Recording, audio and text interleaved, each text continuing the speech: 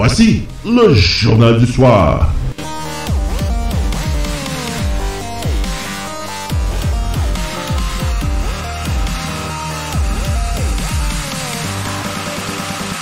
Et voici vos animateurs.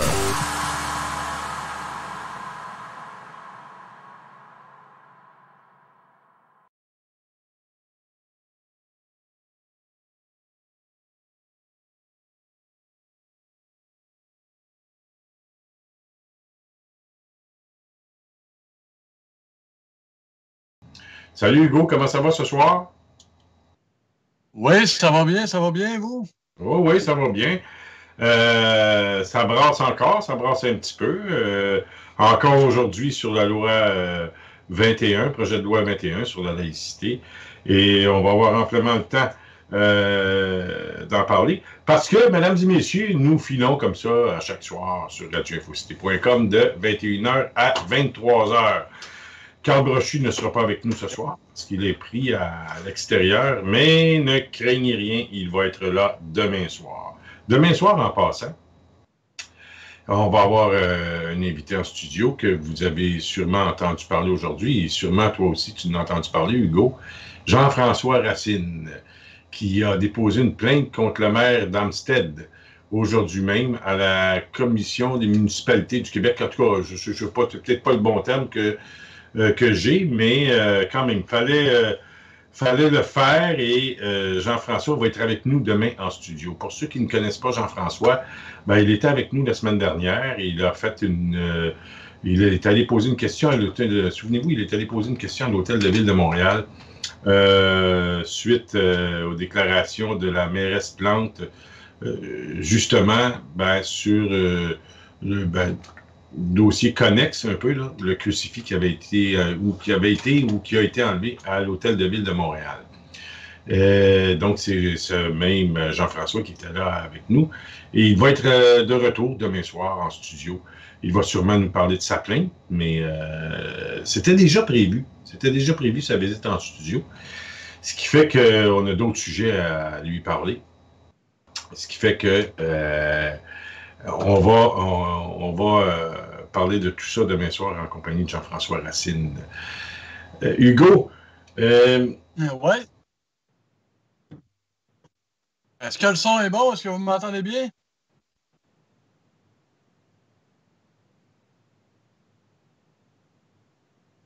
Oui, François? Allô? Ah, là, j'entends plus rien.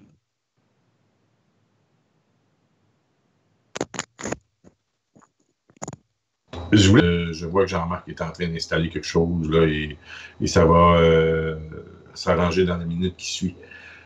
Donc, j'ai hâte de voir. Ouais, je pense que tu m'entends, là, Hugo. C'est bien ça, tu m'entends? Ouais, là, je t'entends. Est-ce que toi, tu m'entends? Oui, oui, je t'entends, je t'entends. Il me manque seulement que ta caméra, mais le temps que Jean-Marc arrange ça, on va continuer. Toi, tu es dans la région de Charlevoix, c'est bien ça? Ouais, ouais, je suis dans Charlevoix. On a eu encore une bonne bordée de neige. Ah oui, combien est-ce que vous en avez eu? Ben, on a eu... mais ça a fondu, là, mais il a dû tomber au sol une dizaine de centimètres. Là. Ouais. Il en reste-tu beaucoup de la neige dans ton coin? Ouais, il en reste quand même. Ben là, moi, là, où est-ce que je reste, je suis un petit peu en altitude. Donc, Ah ben là, il y en a plus. je suis pas au niveau du fleuve comme la ville la plus proche ici, là. La ville, la petite ville la plus proche, c'est la Malbaie. Là. Puis là-bas, ça a pas mal fondu. Mais moi, ici, je me trouve être un montagnard un peu, là, tu sais. Ouais. OK. Mais dans les champs, il en reste beaucoup. Il y a dans les champs, dans ton coin, là, dans les plaines, est-ce qu'il y en a? Il n'y a pas beaucoup de plaines. Dans les champs autour de la maison, là, il reste au sol sûrement 50 à 60 cm de neige. Oh, il y en a beaucoup. Là, ça veut dire que c'est pas demain que vous allez voir, disons, du gazon. Là. Donc, on a encore pour une semaine et demie, 2 semaines. Oui, c'est ça. Là. Comme là, dans le coin de Montréal, j'ai vu qu'il y en a qui commencent déjà à faire des lits en serre. Là. Ici, là, il est trop tôt. Là. Moi, ici, en plus que vu que je suis un petit peu en altitude, j'ai 2 semaines, là, tu sais. J'ai deux semaines de moins. Mais ça. Ouais, tu sais, je vais planter 2 semaines plus tard que dans le coin de Montréal. Puis, ouais. OK. Mais donc, au moins, c'est pas payé, ça fond. C'est ça qui est quand même encourageant parce que quand on est rendu le 10 mi-avril, puis on a encore 2 pieds de neige, ça commence à être long un peu. L'hiver commence à être long un peu, là, parce que c'est rendu mi-avril, là, on arrive au mois de mai, là, les tulipes vont sortir bientôt. Tu dois avoir hâte, les gens dans ton coin doivent avoir hâte. Mais j'aimerais revenir sur la manifestation qu'il y a eu à Montréal dimanche. Parce que, tu sais, nous, on est à Montréal, entouré, et puis je vais te faire un genre d'aveu. Quand tu es dans la région de Montréal, et puis tu vois une manifestation comme dimanche. Puis là, je vais t'amener sur un peu le terrain de Québec solidaire. Avec la manif de dimanche là, pour manifester contre la loi 21, eh bien, les gens qui combattent la loi 21, ben là, sont un petit peu pris parce que quand ils voient les gens qui sont les porte-parole de la manif de dimanche, et je pense qu'il y en a une autre en fin de semaine, et je suis certain que les mêmes porte-parole, les Adil Sharkawi de ce monde, vont se présenter à l'autre manifestation. Et qu'est-ce que vous voulez? C'est les journalistes, les caméramans vont se lancer sur lui, c'est évident. Fait que, puis là, tu as le maire d'Amstead, M. Steinberg, qui a dit que c'était un nettoyage ethnique, puis là, il joue sur les mots, un nettoyage intellectuel. Ah, regarde, là, Ouais. Oh, je pense que là, j'ai des problèmes techniques un petit peu, là.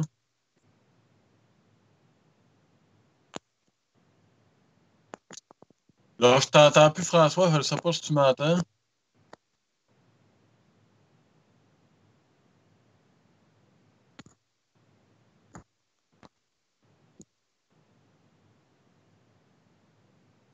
Ah,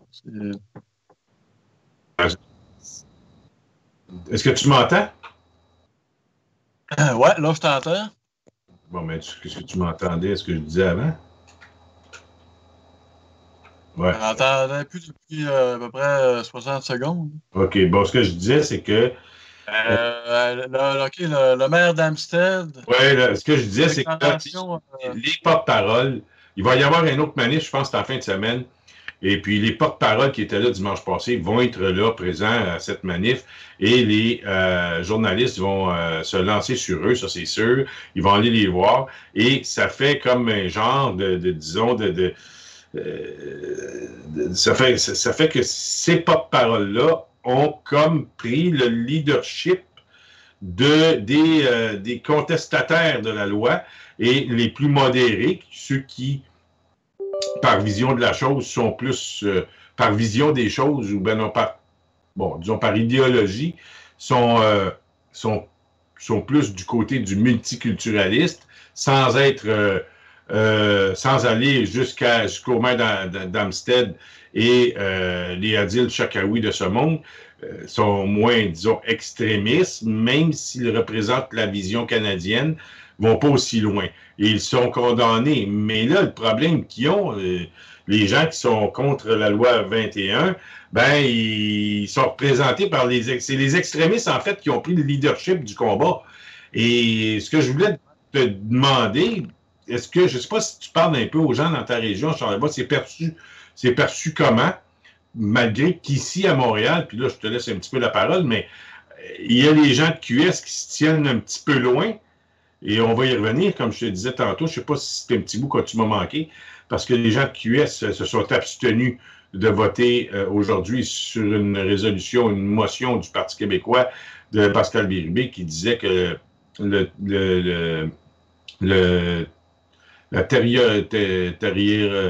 c'est-à-dire le territoire du Québec, le territoire du Québec était intouchable et les gens de QS se sont abstenus. Bon, on y reviendra là-dessus un petit peu plus tard, mais j'aimerais t'entendre. Est-ce que, dans ta région, c'est perçu comment? Je ne sais pas si tu as eu le temps de parler aux gens depuis dimanche, mais somme toute, comment est-ce que toi, de ton côté, est-ce que tu perçois le début de la contestation, du mouvement de contestation de la loi 21? OK. Ben, ici, là, dans Charlevoix, j'ai franchement, autour de moi, là, j'ai pas beaucoup de gens avec qui je peux discuter de ça. J'ai eu une discussion tantôt. Ça a donné comme ça un petit peu avec ma belle famille. Puis, donc là, la position qui m'est exprimée, c'était... Ah oui, oui, il y avait un bon argument quand même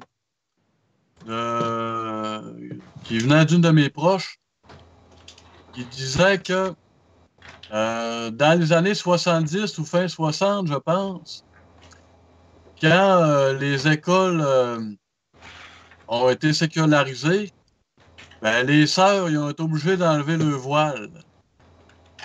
Puis, ils n'ont pas eu de clause grand-père, là, eux autres. Là. Non, il n'y a pas eu de donc, tu sais, quand ça détruit un petit peu l'argument que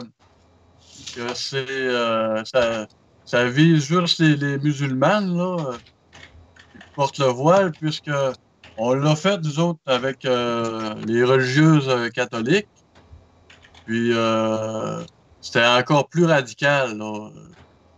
On n'a pas fait d'accommodement. Donc, puis, justement, à cette affaire-là, j'ai lu un excellent article dans Wikipédia sur l'histoire de la laïcité. Là. Puis, c'est vrai que le christianisme, c'est au cœur de l'histoire de la laïcité parce que à l'époque lointaine, là, peut-être autour du 3-4e siècle, c'est même les chrétiens qui refusaient de s'impliquer en politique. Puis c'est qui disaient ce qui appartient à César est à César. Et ce qui est à Dieu reste à Dieu. Ou, tu vois ce que tu connais la fameuse citation? Mm-hmm. Oh oui, je connais Oh oui, je connais. Donc, il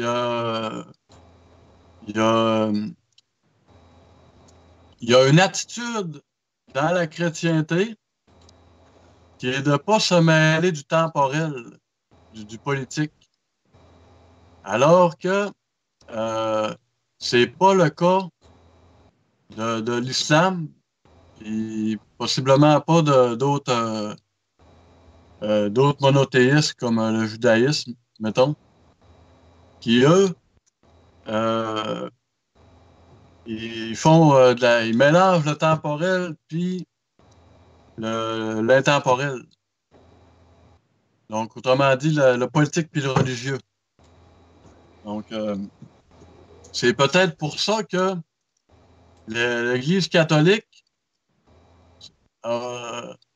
c'est pas battu fort là, contre la laïcité. Parce que c'est pas dans leur gène de vouloir s'imposer sur le politique. C'est pas dans leur genèse. Là, après ça, tu me demandais comment est-ce que je vois ça, là, les extrémistes religieux qui, qui prennent le leadership du mouvement de contestation. Mm-hmm. Ben, d'un certain point de vue, c'est je vois ça d'un bon œil parce que ça discrédite ça discrédite ce mouvement de contestation-là, ces manifestations-là. Parce que les arguments font pas de sens. C'est des grosses. C'est toujours des exagérations, c'est caricatural. Ils comparent ça au régime nazi, au génocide des Juifs. Donc, c'est toujours des arguments qui sont pas vraiment intelligibles puis qui impressionnent sur le coup, mais je pense que ça va être un feu de paille, là. À cause qu'ils n'ont pas pas d'arguments solides qui appuient leurs revendications. Oui, mais je pense que le mouvement de contestation qui a été pris, disons, par les plus extrémistes militants religieux, et aussi là, puis il y a aussi le côté politique, là, ceux qui se sont, en tout cas, ceux qui ont pris position, ben, il y a des gens politiques, là, puis là, je prends le maire Steinberg de Hampstead, qui, lui, il va de déclaration, là, ça ni queue ni tête, de nettoyage ethnique. Et c'est eux qui ont pris le leadership du mouvement de contestation. Ce qui fait que quand on... Puis là, on essaie, puis là, on lui demande des excuses, etc. Puis il refuse de parler en français. Fait que là, on voit actuellement, Hugo, que ceux qui prennent le leadership du mouvement de contestation, du mouvement d'opposition à la loi 21, c'est les fondamentalistes religieux et les orangistes anglais, les orangistes canadiennes qui, eux, ont pris le leadership et à partir de ce moment-là, ça va être... Puis, c'est que ceux qui sont dits, ceux qu'on peut dire modérés, ils n'ont pas parlé jusqu'à maintenant. Fait que quand on voit qu'en politique, comme dans ben d'autres sphères de la vie, quand il y a un vide, ben il y a toujours quelque chose qui le remplace. Et là, dans ce cas-ci, dans le cas qui nous concerne, les opposants de la loi 21, ben c'est les plus extrémistes qui ont pris le leadership. Et là, il y a Ottawa là-dedans, puis les libéraux, qui sont comme un petit peu pris de court. Parce qu'on dit qu'à Ottawa, ils ne savent pas comment réagir.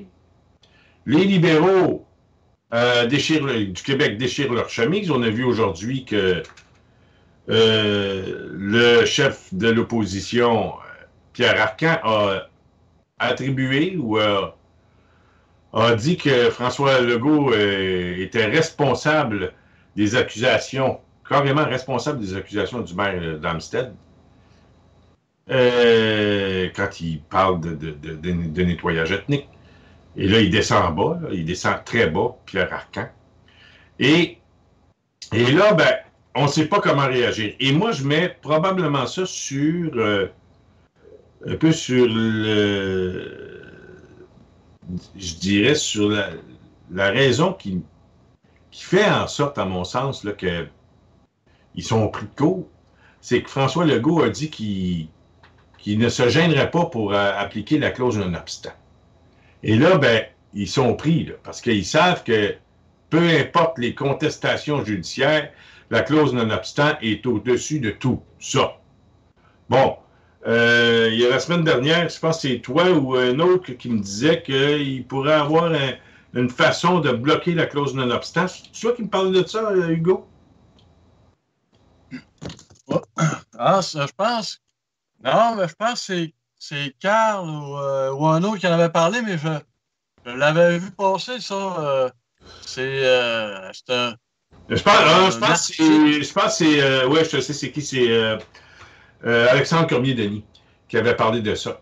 Et il avait parlé d'une clause là, qui était. Mais c'était ce qui était presque jamais employé dans l'histoire du Canada.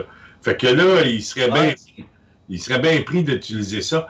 Fait qu'en utilisant la clause non-obstant, en avertissant et dès le départ qu'il n'hésiterait pas, le gouvernement Legault n'hésiterait pas à appliquer la clause dérogatoire, la clause non-obstant, eh bien, là, ils sont... ils savent plus par... OK, ils vont me dire c'est la clause de désaveu. Clause de désaveu. Merci, Yvon. Ce qui fait qu'ils sont pris de court, puis là, ils ne savent plus quoi faire, ils ne savent pas comment prendre le dossier. Et quand on regarde Mathieu Bock-Côté qui nous dit, Hugo,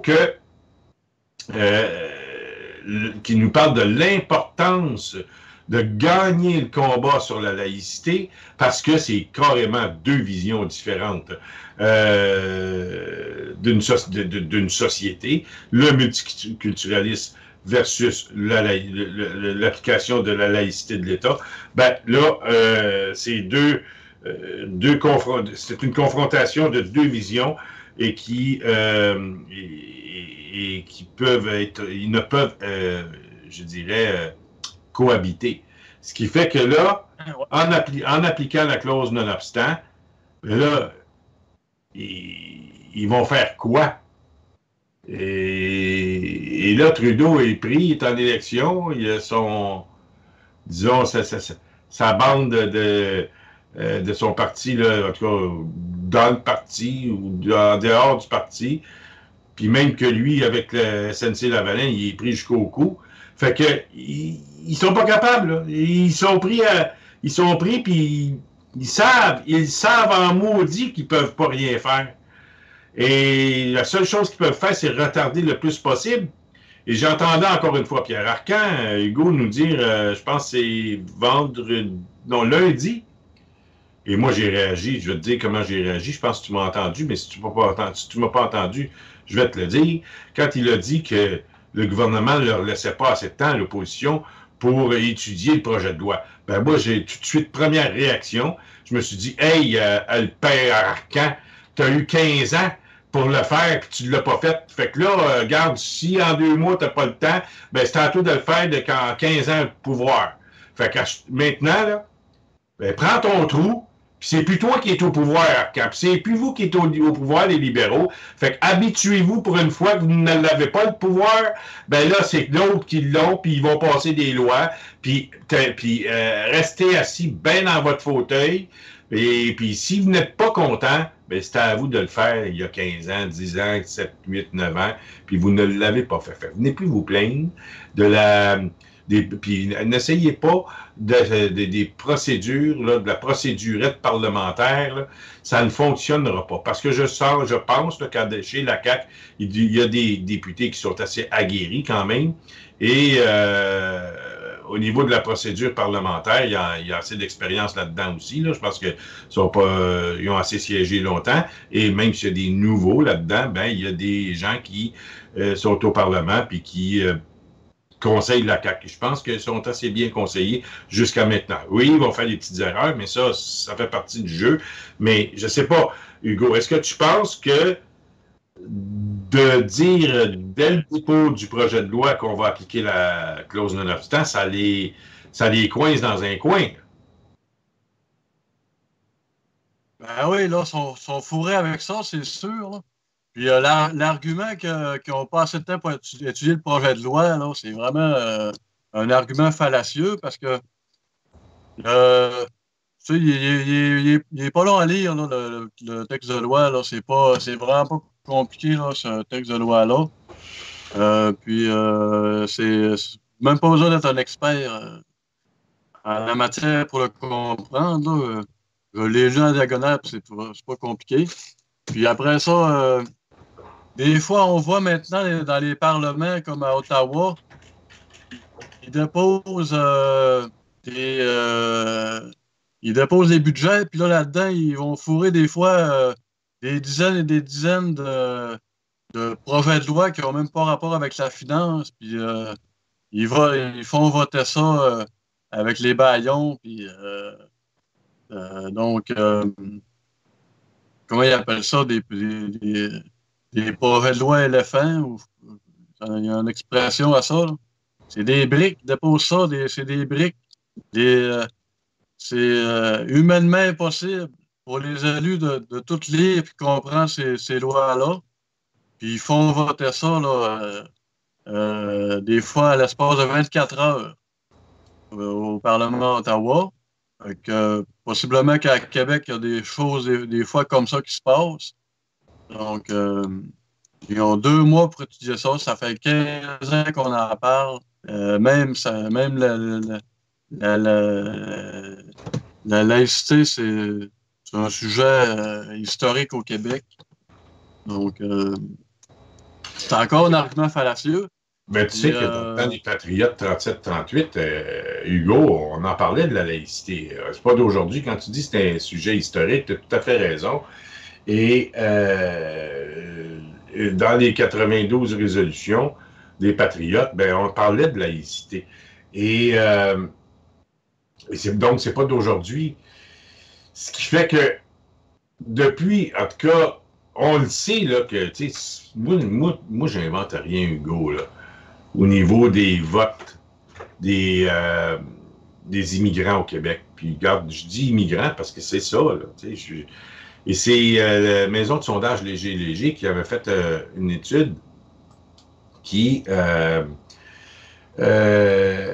démontrait que le vote immigrant, le vote des communautés culturelles au Québec était à 80-84% pour les libéraux. Puis quand il est venu le temps du référendum 95, c'était du 90-95% pour le non. Ce qui fait que les libéraux, c'est tout à leur avantage de faire entrer le plus d'immigrants possible parce que c'est du vote pour eux. Hein. Puis c'est la même chose dans le bout de Toronto. Hein. À Toronto, les libéraux sont forts à cause du vote immigrant. Ils ont tellement été au pouvoir longtemps, les libéraux, fait que quand les immigrants arrivent, on dirait que le Parti libéral, c'est le parti qui permet aux immigrants de rentrer au Canada. Puis à cause de ça, ben, ces immigrants-là, puis c'est peut-être bien humain, hein, sont redevables un peu, puis ils les remercient en votant pour eux dans les élections. Et ça, depuis fort longtemps. Fait que... Ouais, mais aussi, je pense que les libéraux, ils vont voir les leaders de ces communautés-là, puis, tu sais, ils font des arrangements, là, je sais pas.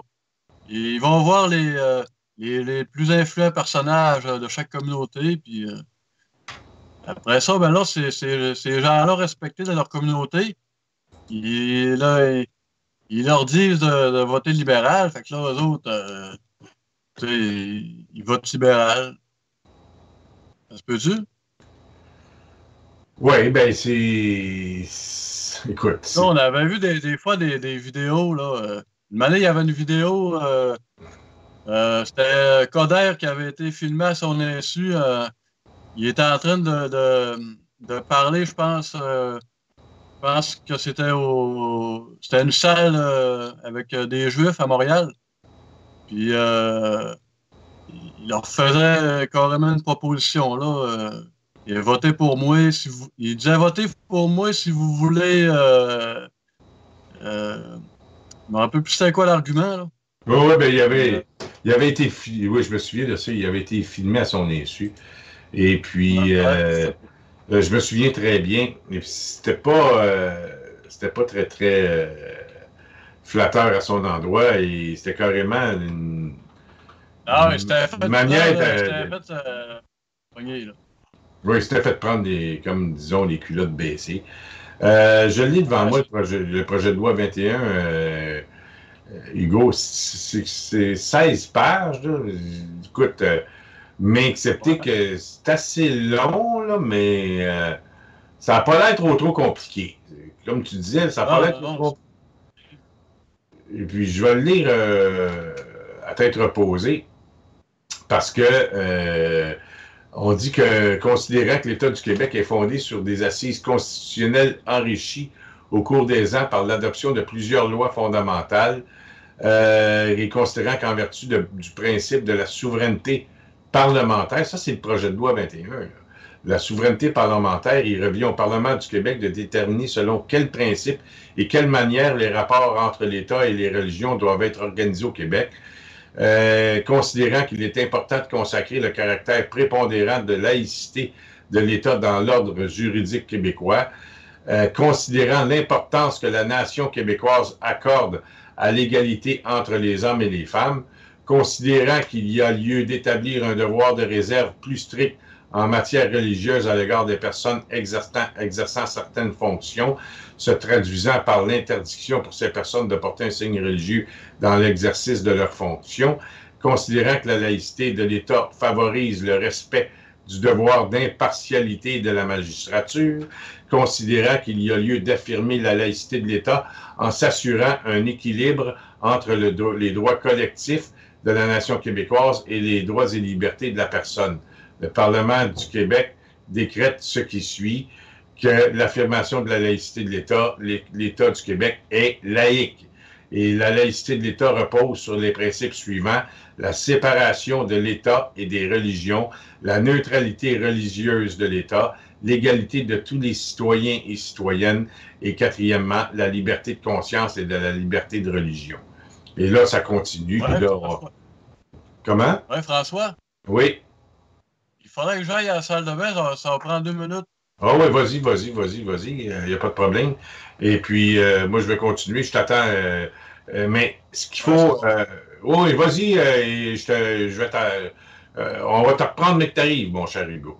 Mais ce qui est intéressant, mesdames et messieurs, c'est, dans les considérants, que la nation québécoise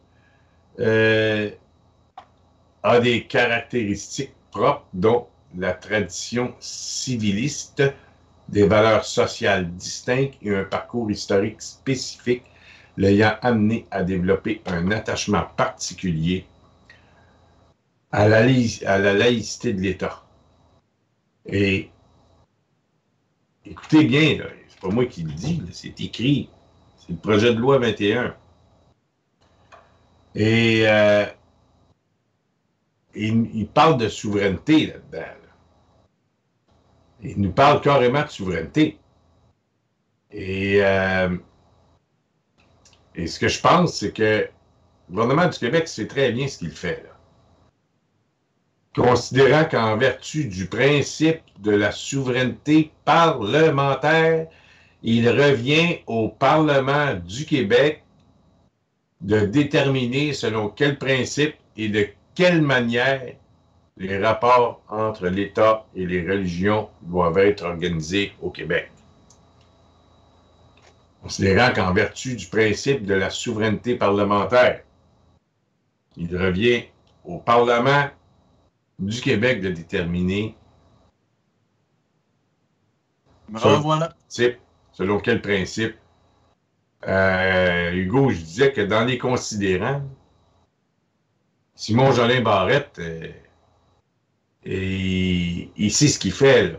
Un des considérants, c'est qu'il nous dit, considérant qu'en vertu du principe de la souveraineté parlementaire, il revient au Parlement du Québec de déterminer selon quel principe et de quelle manière les rapports entre l'État et les religions doivent être organisés au Québec. Il parle carrément de souveraineté parlementaire.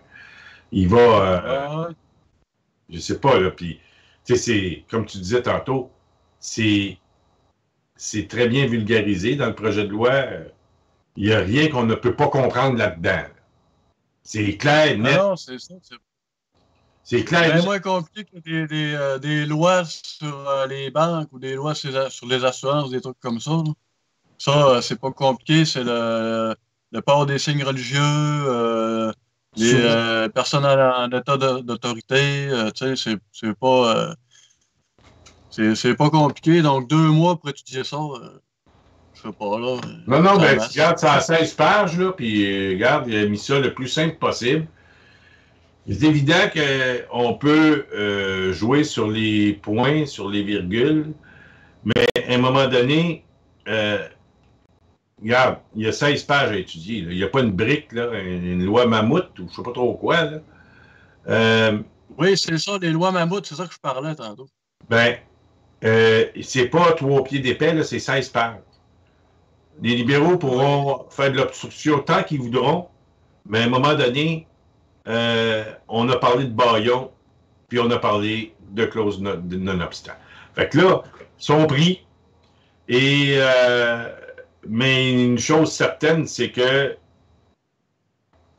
va falloir, puis on le dit, puis je pense que François Legault, il lit les journaux. Il lit les journaux, puis d'après moi, il y a une bonne revue de presse à tous les matins qui lui est remise.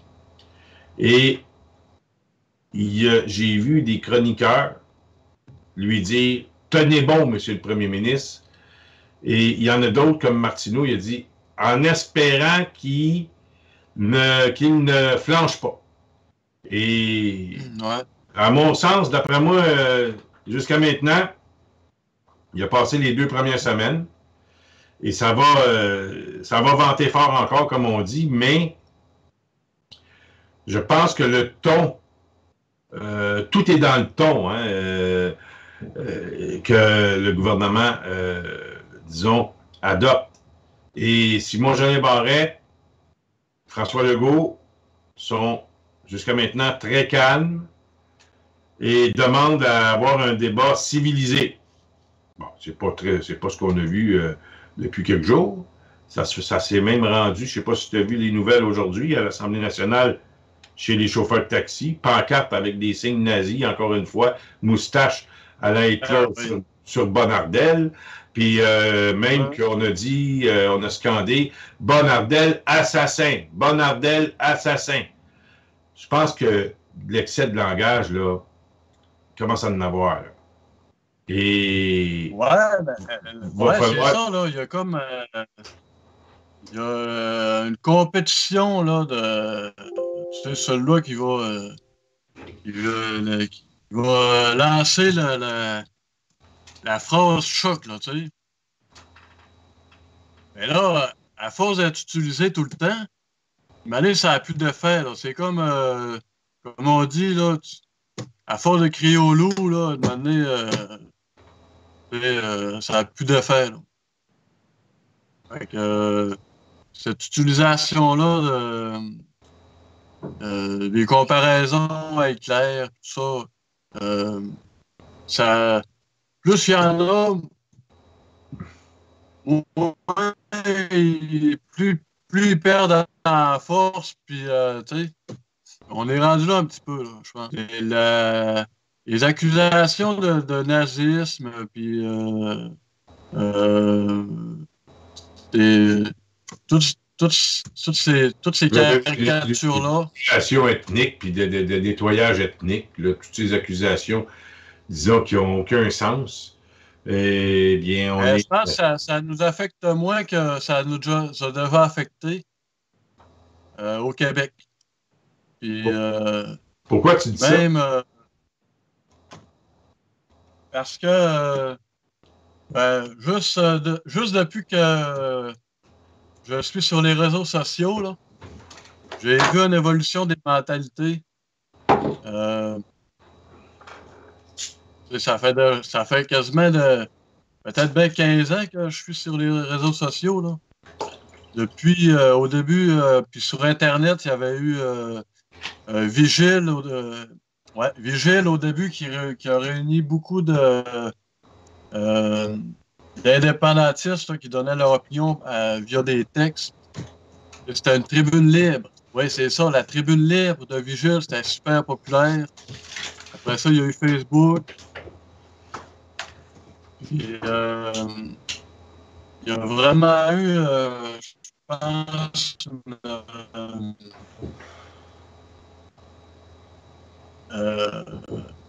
sais, à travers nos discours, nos discussions, peut-être employer le mot évoluer, ça serait un grand mot, là. Mais on chemine, on fait du chemin tout ensemble. Puis je pense qu'on est on a moins peur maintenant de s'affirmer, puis peu importe ce que les autres en pensent, même si s'ils pensent que ça c'est nazi ou peu importe. Je pense qu'on a moins peur de s'affirmer. Puis on a plus d'aplomb là, qu'on a déjà eu. Parce que les Québécois, ils ont toujours peur de passer pour racistes. Puis, oui, mais Hugo, on voit là, de ce temps-ci, on voit bien que ceux qui sont contre la loi 21, à cause justement des porte-paroles qui sont en place pour les anti-loi 21, les extrémistes là, qui ont pris, disons, le haut de l'organisation, mais là, sont un peu fourrés, OK?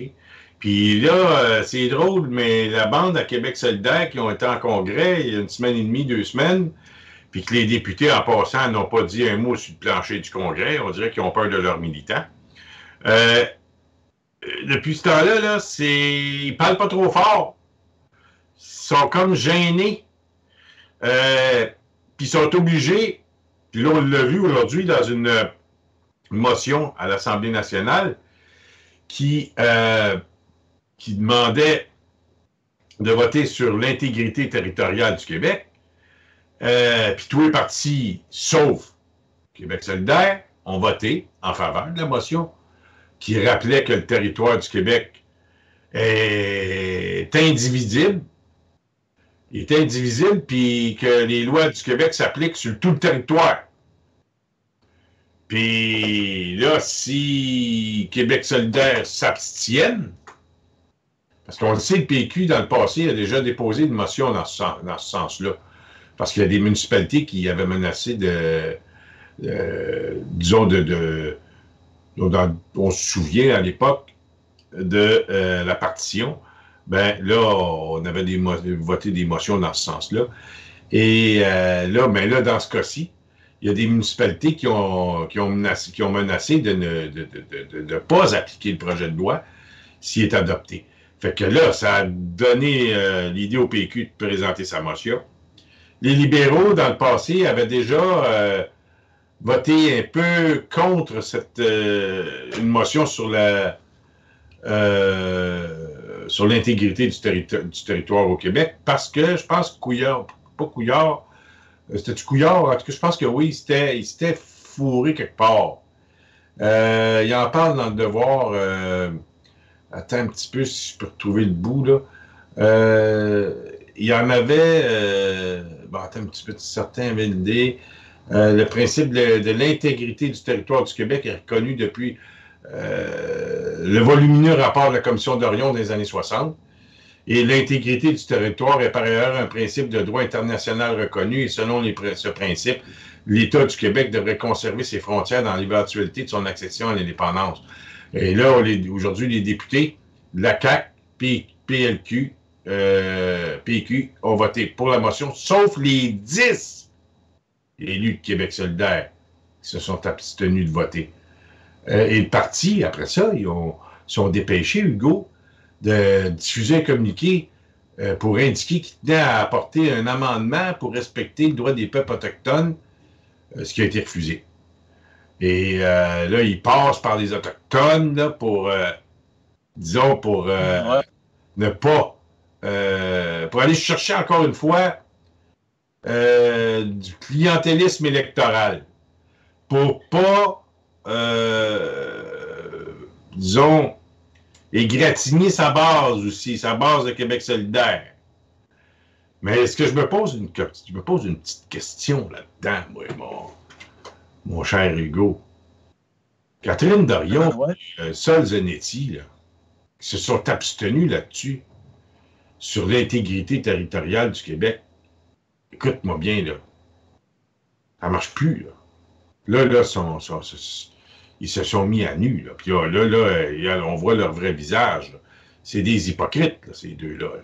Carrément des hypocrites. J'essayais d'éviter de penser ça, de Catherine Dorion, Sol Zanetti, mais là, tu sais, puis je me disais après-midi, peut-être qu'il n'était pas en chambre, peut-être qu'il n'était pas là pour le vote, mais là, selon le devoir d'aujourd'hui, d'après-midi, en tout cas, ça a été diffusé à un petit peu, ce soir, là,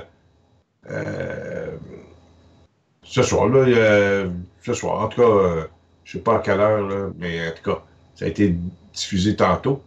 Ils disent dans l'article que les libéraux, le PQ et la CAQ ont voté pour la motion, sauf les 10 élus de Québec solidaire. Ça veut dire que Catherine Dorion et Sol Zanetti étaient dans le Salon Bleu à l'Assemblée nationale et ils se sont abstenus sur l'intégrité territoriale du Québec. Pour moi, là, il n'y a aucune raison pour voter contre cette motion.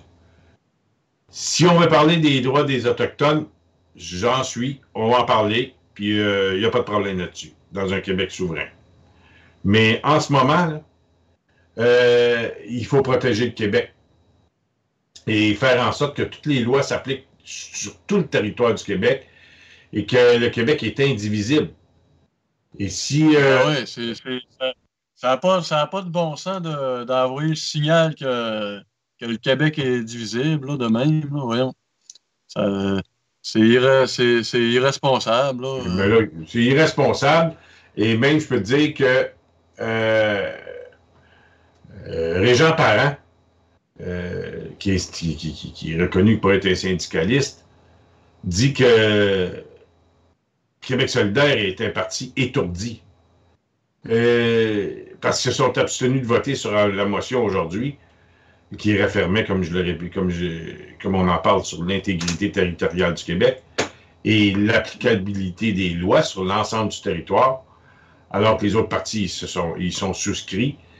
Mais Pascal Bérubé, c'est-tu à cause du contexte de Montréal qui avait présenté cette motion-là? Ou Ouais, probablement. Probablement à cause des réactions qu'il y a certaines commissions scolaires, municipalités qui ont dit qu'ils n'appliqueraient pas la loi. Et c'est dans ce but-là, à mon sens, qu'il a présenté cette motion. Tu sais, ça, c'est des motions à l'Assemblée nationale. Ça vaut ce que ça vaut, mais parfois, ça peut nous indiquer où les gens logent. Et là, on voit où loge Québec solidaire. Québec solidaire, là, c'est, à mon sens, ils viennent sur... Et Catherine Dorion et Sol Zanetti, là, pour moi, là, regarde, c'est plus des défenseurs de la souveraineté. Quand tu n'es pas prêt à défendre le territoire de ton pays, tu es prêt à laisser des hiboux, ben, regarde, ça marche pas de même. Là. Et puis, je peux te dire une chose, l'entente de Bernard Landry, la paix des braves, ben, des négociations avec les Premières Nations, il va y en avoir. Puis nous autres, moi, j'ai pas de problème avec ça. Et puis, il y a moyen de s'arranger. Et mais excepté que là, quand je vois Sol Zanetti et Catherine Dorion, là, je me pose même plus de questions à leur endroit. Pour moi, c'est des fourbes. Et puis, ça finit là. Ça s'arrête là. Puis, j'ai plus rien à ajouter vraiment sur ces deux-là. Là. Écoute, ils ont milité longtemps avant. Là. Ben, Zanetti, je ne le connais pas assez. Catherine Dorion, elle, ça fait un petit bout de temps qu'elle milite. Et tout ce qu'elle a trouvé à faire depuis qu'elle est députée, c'est de faire une parade de mode à l'Assemblée nationale et aussi d'aller s'asseoir avec Sophia Nolin sur un sofa, les jambes en petit Indien, là, comme on dit, là, en tout cas, bien installé sur le sofa, puis, genre, tu sais, genre, là, ben, et là, disons, accuser les gens qui ne sont pas de leur avis. Elle, là, Catherine Dorion, là.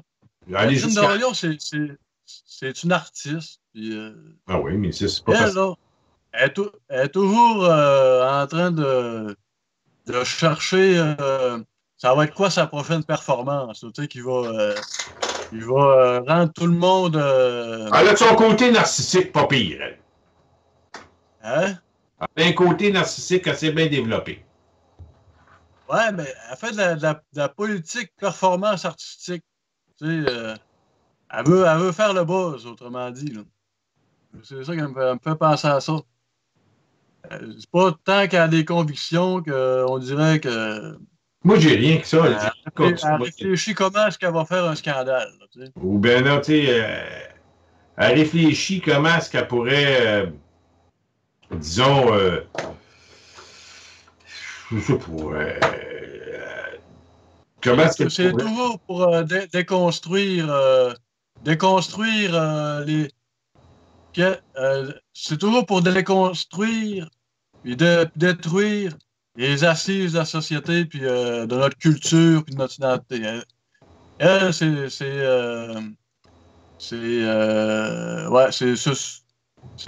vraiment dans une... Mais Hugo, c'est pas parce que tu es un artiste que tu peux pas avoir des bonnes idées. Elle, jusqu'à maintenant, elle n'a pas d'idées. Tu sais, elle a été militante depuis 10 ans. On s'attendait à ce qu'elle arrive au Parlement puis qu'elle amène des idées parce qu'elle n'est pas pire oratrice, il faut lui donner ça. Mais jusqu'à maintenant, le contenu, il n'est pas là. Quand tu es rendu, tu fais une parade de mode, là, wow, un instant, là, ça fait 10 ans, là, puis on te demande, puis tu veux te faire élire député pour faire avancer des idées. Première affaire que tu fais à l'Assemblée nationale, je veux rentrer là en camisole. Là, t'as bien beau être un artiste, là, mais regarde, amène un peu de contenu. Là. Tu sais, si elle veut, là, on peut y en donner des idées pour faire avancer la cause des artistes, mettons. Bon, c'est un artiste, c'est normal qu'elle fasse avancer peut-être un peu la cause des artistes, mais puis ça, Zanetti, lui, je ne connais pas.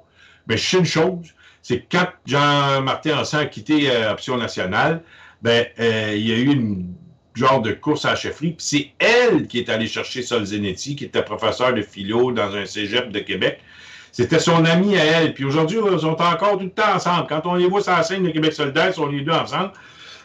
C'est comme deux vieux bons amis. Ça, c'est pas de problème avec ça. C'est bien normal. On a le droit d'être amis avec qui on veut. Mais sauf que là, disons, le contenu, il n'y est pas. Puis l'autre dans Rosemont, là, celui qui a appliqué pour aller travailler pour Justin Trudeau, j'oublie son nom, il n'y a pas de contenu, lui non plus. Manon Massier, même affaire, puis ils n'ont pas de contenu, Québec solidaire. Là, je parle de Québec solidaire, je pourrais parler du PQ aussi. Là. PQ, c'est pas trop fort non plus, mais au moins, ils ont amené une motion qui avait du sens. Mais ils ont un peu plus de contenu, le PQ, dans un sens que au moins, ils ont un objectif, c'est la souveraineté du Québec, l'indépendance du Québec, puis l'intégrité territoriale du Québec. Puis ça, je pense que puis la loi 101, on connaît le passé du PQ. Sauf que ça finit mal, le PQ. C'est surtout croche. Mais au niveau de la performance parlementaire du PQ, ça a été un des meilleurs partis qu'il n'y a pas eu depuis les 40-50 dernières années. C'est plus ça, on le sait. Mais en ce moment, quand on regarde l'opposition nationaliste au Québec, il n'y en a pas. Une chance qu'il y a la CAQ. La CAQ, puis une chance qu'ils sont au gouvernement. Puis moi, je peux dire une chose, c'est que depuis qu'ils sont là, ils me surprennent. Oui, ils me surprennent. Déjà en déposant le projet de loi sur la laïcité, bon, j'ai trouvé que ça prenait un peu de temps. Puis à un moment donné, Legault a dit, avant les fêtes, je pense qu'on va y aller rapidement, mais je trouvais que ça allait pas assez vite à mon goût. Mais moi, tu sais, je trouve que ça aille vite un peu trop vite. Tu es un peu impatient parfois. Puis ça, c'est correct, c'est pas grave. C'est comme bien du monde. Mais Ils ont quand même, en ce moment, ils livrent un peu la marchandise. Je ne sais pas s'ils vont la livrer jusqu'au bout, mais pour ce qui est de la laïcité, si jamais ils vont jusqu'au bout, ben, puis qu'ils votent la loi 21, ben, ils vont-tu avoir réglé un problème depuis 10-15 ans au Québec et une fois pour toutes dire, comme le stipule, comme le projet de loi est libellé, que c'est la primauté de la laïcité de l'État au Québec c'est ça qui mène l'État québécois et non le multiculturalisme. Et c'est là que ça fait un clash contre le Canada. Et je pense que la CAQ, en ce moment, est en train disons, de surprendre tout le monde. Puis on voit qu'ils ont l'appui de 75 à 85 des Québécois. Et il y en a qui vont dire, ouais, c'est un sondage qui a été réalisé par la CAQ un peu pendant le dépôt du projet de loi.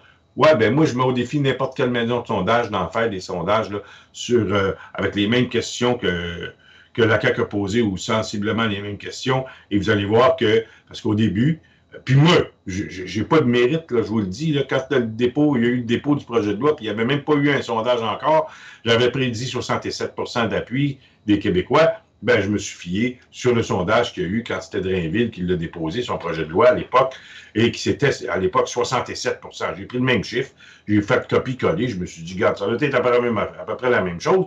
Les Québécois ne peuvent pas avoir changé d'idée de même en 5 ans sur un sujet donné. Et puis, ça a tombé 67 ou 70 pour le projet de loi. Et même, ça va jusqu'à 82 là, sur certaines questions. Ce qui fait que, moi, je pense qu'avec des chiffres comme ça, Legault peut aller jusqu'au bout. Et puis, il n'y aura pas de problème.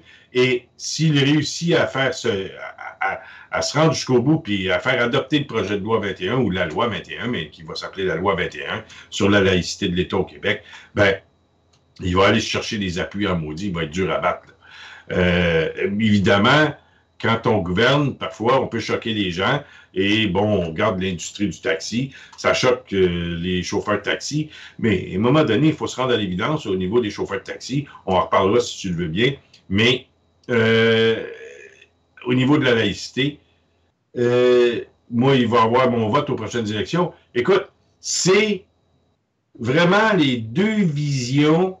Il y a la vision mondialiste et la vision nationaliste. Et la vision nationaliste, ben, c'est la vision de la laïcité de l'État, c'est la vision de la primauté de la nation québécoise, de la primauté du territoire, de l'intégrité territoriale d'un État. Puis c'est ça être nationaliste, d'aimer sa nation. Et je pense que Legault, là-dessus, il est le chef de la nation québécoise et je me reconnais dans lui. Je me reconnaissais pas dans Charest, puis je me reconnaissais surtout pas dans Couillard qui, lui, menaçait constamment les Québécois en pleine télévision, tout le monde en parle, qui a pointé même les Québécois avec son doigt, puis il nous a avertis comme si on était des parias et qu'on était pour se faire arrêter par la police. Ça, c'était ça qu'on avait comme chef d'État. Maintenant, c'est pas Legault, mais pas du tout, qui ferait la même chose. Et je pense que à ce niveau-là, je peux te dire qu'on est... en tout cas, on est bien parti. Et espérons que... puis j'ai fait ma prédiction, Hugo. Carl, même chose. Denis Laberge et quelques autres ici à Radio Infocité. Je ne sais pas... je pense que tu l'as fait la semaine dernière, mais je te repose la question ce soir. Est-ce que tu penses que Legault et son gouvernement, le gouvernement Legault, va tenir bon? Ben, moi, là, je pense que il y a plus de... Si les journalistes, les chroniqueurs continuent de l'appuyer, puis si la population, on l'appuie, comme c'est pas mal déjà le cas, là, ce que je vois sur Facebook, là, les militants, tout le monde est en arrière de Legault, tu sais. On dirait qu'on... Moi, là, j'étais pas trop fervent de la CAQ à cause de de l'histoire de sa création un peu obscure, là. Mais là, tu sais, dans cette affaire-là, j'étais à 100% avec Legault. Parce que je pense que c'est dans notre intérêt national. Il faut gagner cette bataille-là. Puis il y a une notion identitaire aussi là-dedans. Puis c'est là qu'on voit vraiment que ça vient nous chercher, on dirait, dans nos racines là, françaises. C'est vrai qu'on est quand même bourgeon de la France en Amérique, là, puis notre volonté de laïcité au Québec, c'est un bon marqueur quand même. Puis, donc, ça vient vraiment toucher plusieurs aspects comme ça. Ça fait que moi, ce que j'espère, c'est que j'espère qu'il va y avoir des belles manifestations de toutes les façons, que ce soit des pétitions dans la rue, que toute la société civile va vraiment se mettre en branle. J'espère qu'on va avoir au moins quelques syndicats aussi, peut-être quelques associations étudiantes, tu sais. Moi, je compte pas trop là-dessus, mais par contre, ils vont m'envoyer. Ça serait intéressant, là. Écoute, on a hâte de voir. Il y a une avocate, Hugo, qui vient d'embarquer dans le débat. C'est Maître Julie Latour, qui est membre du collectif des juristes pour la laïcité et la neutralité religieuse de l'État. Et elle vient d'apparaître, là. Elle soutient que c'est le rôle de l'État d'équilibrer les droits fondamentaux, et c'est ce qui est fait par le projet de loi. Et contrairement à Gérald Bouchard qui qualifie le projet de loi de radical, Mme Latour, Maître Latour qualifie le projet de loi de sobre, modéré, efficace. Il s'agit de... Gérald Bouchard, il était vraiment décevant, là. Il est fucké, je sais pas, là, tu sais, c'était puis je sais pas, là, mais... Non, mais je pense pas qu'il est fucké. Moi, je pense, comme Alexis Cossette-Trudel il avait dit dans son émission la semaine passée, là, je pense qu'à l'époque, quand ils ont été appelés pour faire cette étude sur la laïcité-là, c'était essentiellement pour calmer le jeu populaire. C'était à l'époque d'Hérouville, puis là, vraiment, là, ça montait. Là. Fait que là, c'est bien ça, on ne me trompe pas, c'est suite à ça. Non, c'est ça, ben oui, tout à fait, c'était la commission Bouchard-Taylor. Là, je ne sais pas c'est qui était au gouvernement à cette époque-là. Là. C'était les libéraux. Oh, ouais. Je pense là, que, comme à chaque fois que le peuple se soulève, il y a toujours la même opération qui se passe. On fait une commission d'enquête ou bien on fait une commission de consultation. Puis, quand tu fais durer ça un peu dans le temps, là, la population se calme, puis après ça, là, le rapport, il sort, puis là, tu sais, les choses se sont calmées.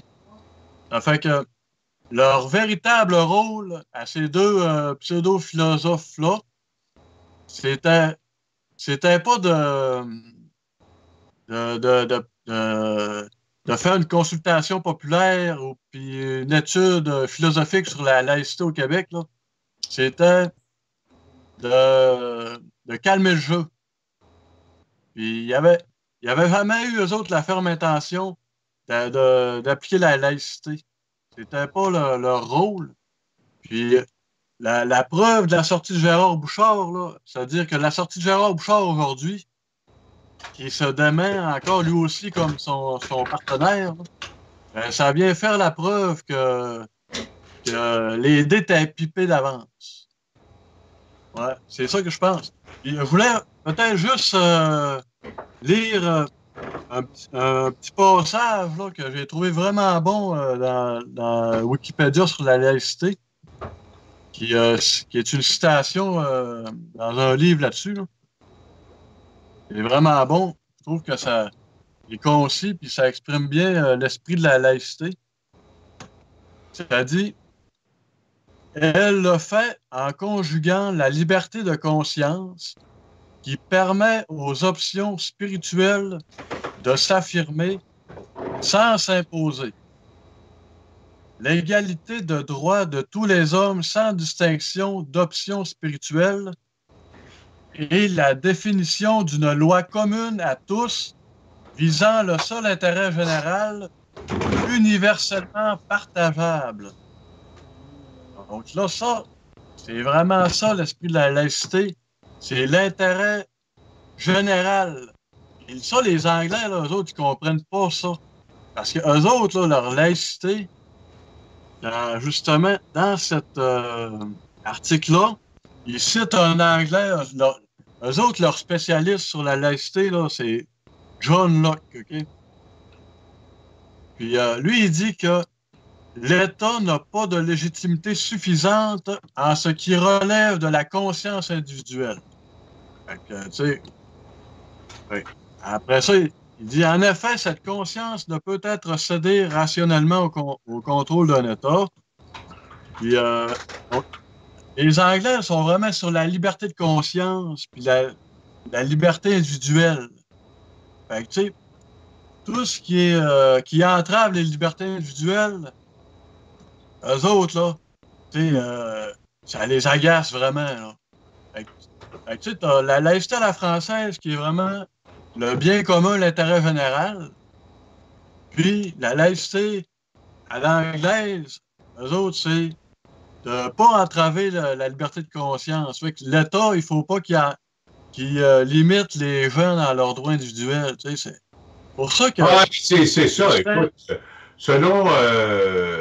je disais à Patrick, c'est nous l'autre jour, qu'au niveau des droits individuels, contrairement aux droits collectifs, ben, je dis, écoute, il y a les droits individuels, mais dans ces droits-là, il y a des droits qui sont religieux. Si on veut mettre les droits individuels en premier, ben, on risque d'être dans une jolie tour de Babel. J'ai pris l'exemple avec Patrick du gars qui décide de rentrer dans un avion avec un kirpan, un genre de couteau, parce que c'est dans sa religion. Au nom du droit individuel, droit de religion. Puis toi, tu rentres dans l'avion là avec ton couteau. Mais tu n'as pas le droit de rentrer avec, disons, un coupe-ongle, parce que ça peut devenir une arme. Tu n'as pas le droit de rentrer avec, peu importe, des petits outils là, qui peuvent être coupants, tranchants. Mais lui, avec son droit individuel, droit de religion, ben lui, il peut rentrer dans l'avion avec son couteau, parce que ça fait partie de la religion. Il a même gagné en cours pour qu'il aille à l'école, le petit gars. Qu'il aille à l'école, le petit gars, il a à peu près 7, 8, 10 ans. On se souvient de cette... Tu gagné en cours du Québec ou c'est en cours fédéral? Je pense qu'il a gagné en cours suprême. Yvon, trouve-moi donc ça. Le jeune qui a gagné en cours avec le kirpan pour rentrer à l'école avec son kirpan. Donc ça, c'est cela pour le... On est en direct où? Je ne suis pas capable de voir les commentaires des auditeurs. On est en direct sur YouTube ou sur Facebook? Je suis en Marc pour me dire ça. Les commentaires, je pourrais peut-être les voir, moi, là, de mon côté. Un petit peu, je vais voir si ça rentre. Ben, je peux t'en lire quelques-uns. Ben oui, c'est le rôle de l'État, André Couture qui nous dit.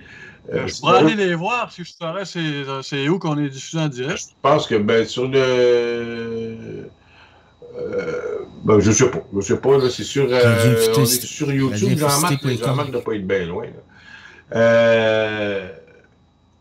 Ça a commencé. Hot Cactus nous dit que ça a commencé sur les fenêtres du YMCA d'Outremont. Madame Couture nous dit, André Couture nous dit que c'est le rôle de l'État de définir la morale de l'État. C'est comme ça que le Canada fait aussi. J'aimerais avoir un sondage qui suggérait le démantèlement de la croix sur le Mont-Royal. Les répondants sont suffisamment niaiseux pour dire oui. Il a le droit de porter son kirpan dans les avions à l'intérieur du Canada seulement, un peu comme le pot. C'est un cactus qui nous dit ça. On est sur YouTube, mais on a une image fixe. Mme Couture nous dit ça. Fait que, bon, c'est ça. Jean-Marc, je vois que Jean-Marc est dans le coin, là. Fait qu'on va voir ce qu'il peut faire. Mais j'aimerais revenir, Hugo, à Maître Latour, qui qualifie de sobre, modéré et efficace le projet de loi, parce qu'elle dit, Maître Julie Latour, que c'est l'aboutissement d'un long processus, selon cette ex-bâtonnière du barreau de Montréal. L'avocate qui est membre du collectif juriste pour la laïcité et la neutralité religieuse de l'État, soutient que c'est le rôle de l'État d'équilibrer les droits fondamentaux, ce qui est fait par ce projet de loi. Et Mme Latour, Maître Latour, explique qu'avec l'avènement de sociétés pluralistes, la laïcité est le socle, c'est important, là, la laïcité est le socle qui permet à toutes les convictions religieuses de s'exprimer. D'un côté, l'État doit accepter le pluralisme religieux et de l'autre côté, le religieux doit s'ouvrir à l'altérité. C'est ce qu'elle nous dit. Je ne savais pas ce que ça voulait dire le mot altérité. Je suis allé voir.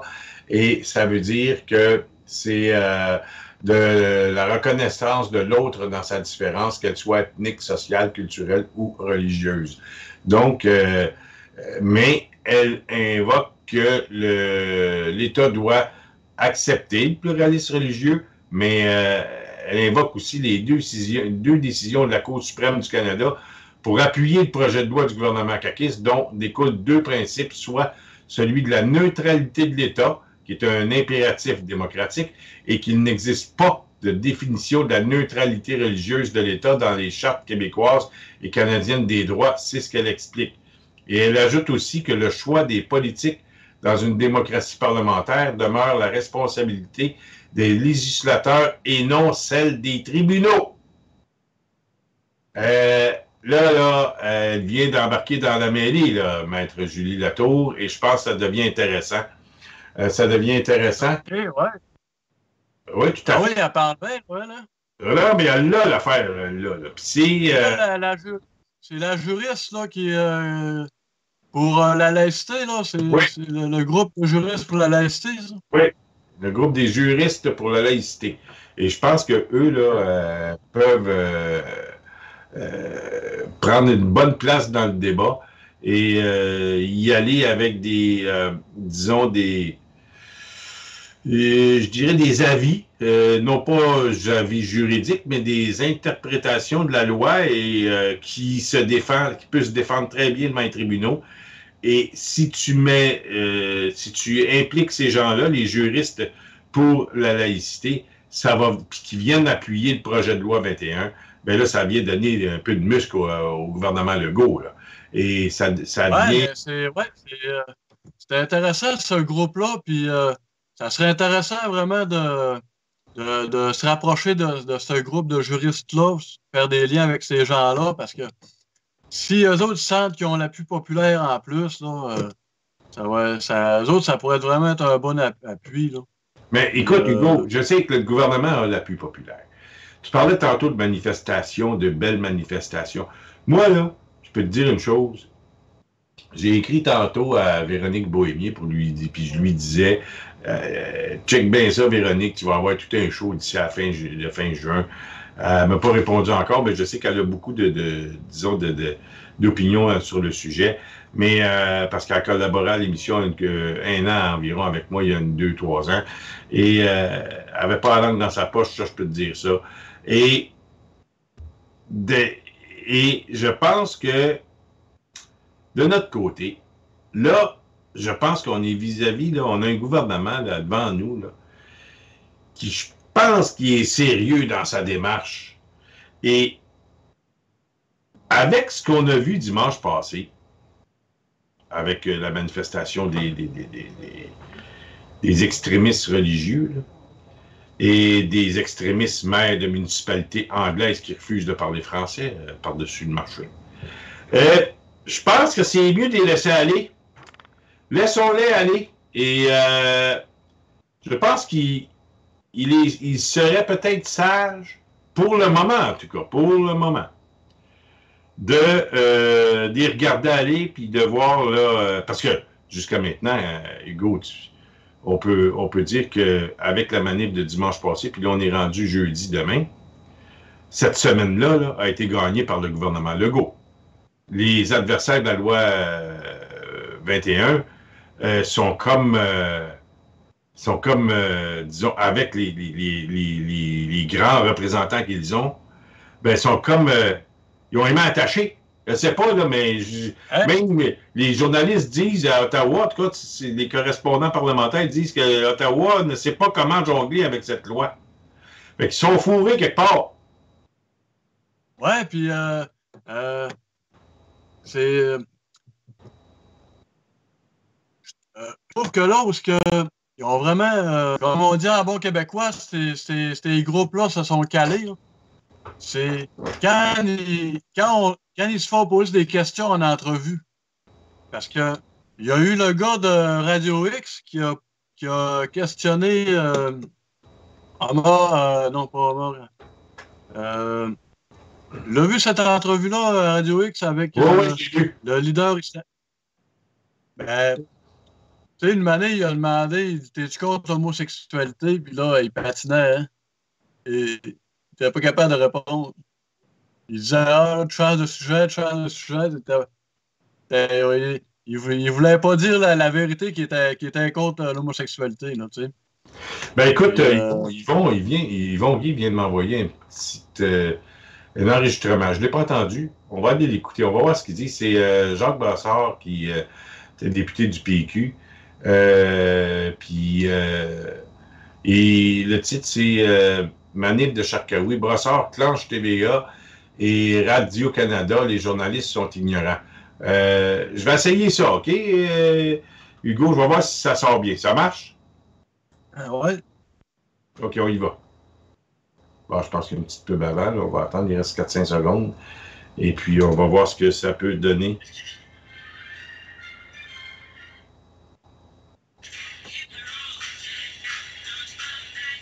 Un instant, ça ne sera pas trop long.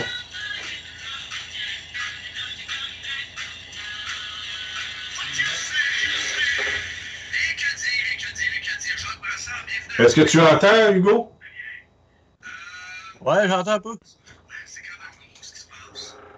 Ça a quand même demandé beaucoup de courage. D'abord, vos impressions générales avant d'aller dans le détail. Sur la loi comme telle, parce qu'on ne s'est pas parlé depuis une secousse, vous avez profité d'un peu de soleil. J'entends pas fort, hein? Que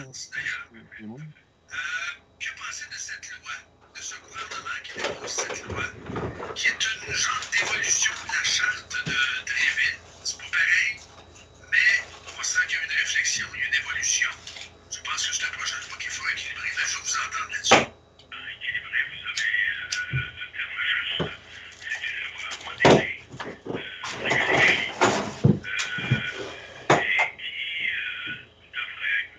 qui a fait consensus dans le Québec francophone. En plus, c'est évident. Les Québécois vont voter pour la CAQ uniquement pour ça, mais certainement pour ça, parce qu'ils étaient d'accord avec l'approche et la façon de voir de la CAQ. Normalement, dans un pays convenable et normal, ça ne poserait pas de problème. Mais on n'est pas dans un pays normal, on n'est pas dans un pays d'abord. On n'a pas voulu être un pays non plus. Donc on est encore dans le Canada. Et la manif qu'il y a eu récemment est vraiment révèle bien des choses. Qu'est-ce que ça révèle, plongeons? Parce que vous l'abordez vous-même avec les Allah Akbar, les barbus, les bras des airs, les voilés. Ça nous a dit quoi tout ça avec Charkaoui qui est plus recommandable? C'est une manif qui dégouline de haine à l'égard des Québécois. Et c'est une manif où l'on retrouve essentiellement le PSP, Garant du Parti libéral et du Québec solidaire. Une espèce de Rougeau du Montréal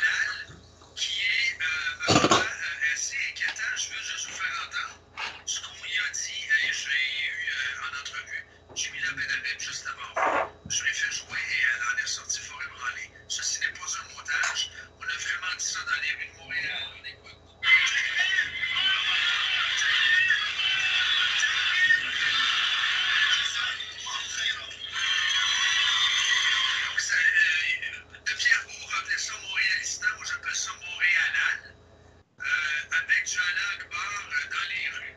Ça commence drôlement à m'inquiéter. Vous? Ça m'inquiète parce que quand on regarde ce qui se passe et ce qui va se continuer de se passer en Europe, on se dit si il y a une augmentation substantielle de ces gens-là qui détestent le Québec, qui sont largement islamisés. On va se retrouver dans quelle situation? Ça fait peur. Ça fait peur. Les slogans de cette manifestation n'ont absolument rien à voir avec la loi. Non, sur le nazisme et le goût et Hitler, etc., c'est complètement débile. Et que dire des journalistes? Je vais vous entendre. Les médias n'ont pas fait le travail. Ce Allah Akbar-là n'a pas été rapporté par les journalistes, mais par des gens sur place, entre autres. Notre collègue Alexandre Leblanc qui était sur place, Alex, qui a fait le job. Heureusement qu'il y a des stations comme Radio X qui sont là pour couvrir. Parce que si ce n'était que de la complaisance de Radio-Canada, on ne saurait pas tout ce qui se passe. Les médias ne font pas le travail. Radio-Canada et de d'autres médias aussi. Il fait des reportages de TVA, là. Ça faisait pitié, ça volait pas, là. On donnait la parole, puis je voyais les journalistes considérer cela, il y avait l'air à considérer cela comme tout à fait normal, ça méritait pas d'être indigné. Comment peut-on les qualifier, ces journalistes-là, d'ignorants, de nunuches, d'incultes, comment? Une profonde ignorance. Ça, c'est sûr, une profonde ignorance. Ils ont été élevés dans le système scolaire complémentaire. Donc, ils sont le fils du système québécois. C'est ça que vous nous dites? Oui, c'est sûr. C'est triste, ça. C'est le fruit du cours d'éthique et culture religieuse. C'est ça, là, manifestement. Là. Alors, ils trouvent ça tout à fait normal là, que les gens puissent porter le voile dans n'importe quelle circonstance. C'est évident. Ils n'ont aucun esprit critique. Ils trouvent ça tout à fait normal, cette situation-là. Alors, et cette haine, à notre endroit, ça, c'est effrayant. Cette haine à notre endroit. C'est vrai qu'on a toujours été détestés, les Québécois. On aurait dû disparaître suite au rapport de Vannes. Malheureusement pour eux, on n'est pas disparu grâce à la démographie. On est toujours là, mais la haine est toujours là. Et le vernis est très faible. Et ça ressort souvent dans des circonstances comme celle-là. Moi, j'étais à l'Assemblée nationale lorsque la loi 101 a été adoptée. Monsieur Morin, j'étais là. Vous dire la haine à l'endroit des Québécois. De la part de qui? Non seulement des élus du West Island. Des manifs. Oui, c'est ça. C'est de la part de qui? Parce que je suis en train d'ouvrir la porte tranquillement sur leur Steinberg. Essentiellement de la minorité anglophone. C'est ça. Essentiellement.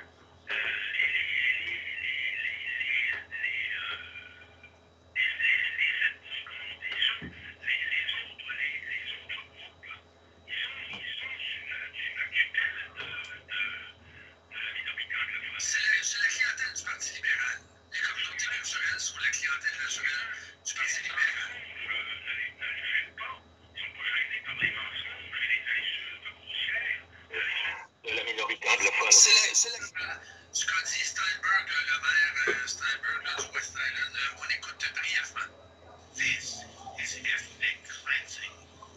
Not with a gun, but with a law. Faut-tu un maudit fou dire une affaire de même alors qu'on souligne les 25 ans du génocide du Rwanda au disparaît?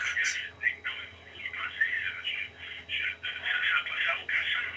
Nettoyage ethnique.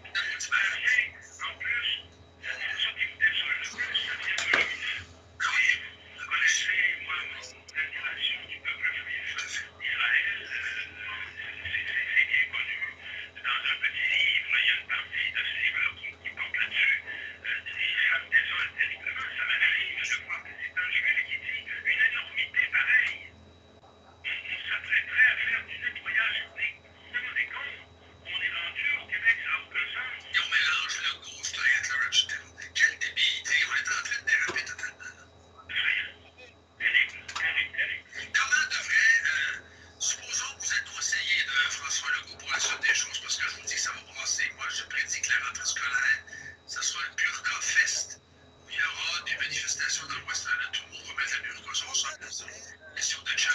l'autorité, bien sûr.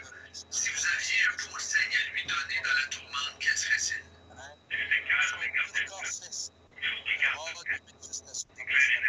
Avez-vous confiance? Oui, j'ai confiance. Parce qu'il sait très bien qu'il y a l'immense peuple québécois derrière lui. Que pensez-vous de Québec solidaire et de Catherine Dorion? Qu'est-ce que le voit derrière là?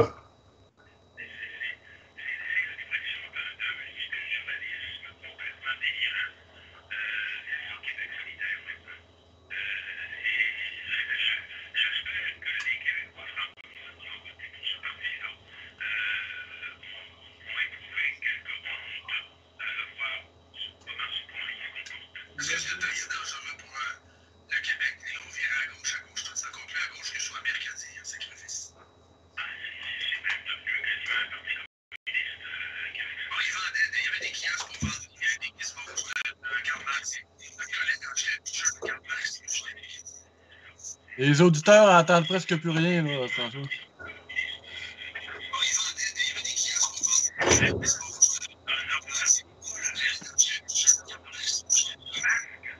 Les auditeurs n'entendent presque plus rien, là, François. Ouais, ben ok, Oui, allô? je vois que j'ai peut-être des auditeurs qui n'entendent pas bien, c'est ce que tu me dis, Hugo? Non, on l'entend sourdine, là, l'émission de radio. Là. OK. Ben, écoutez, je vous invite à aller écouter sur Radio X, Manif de Charkaoui, Brassard, Clanche, TVA et Radcan.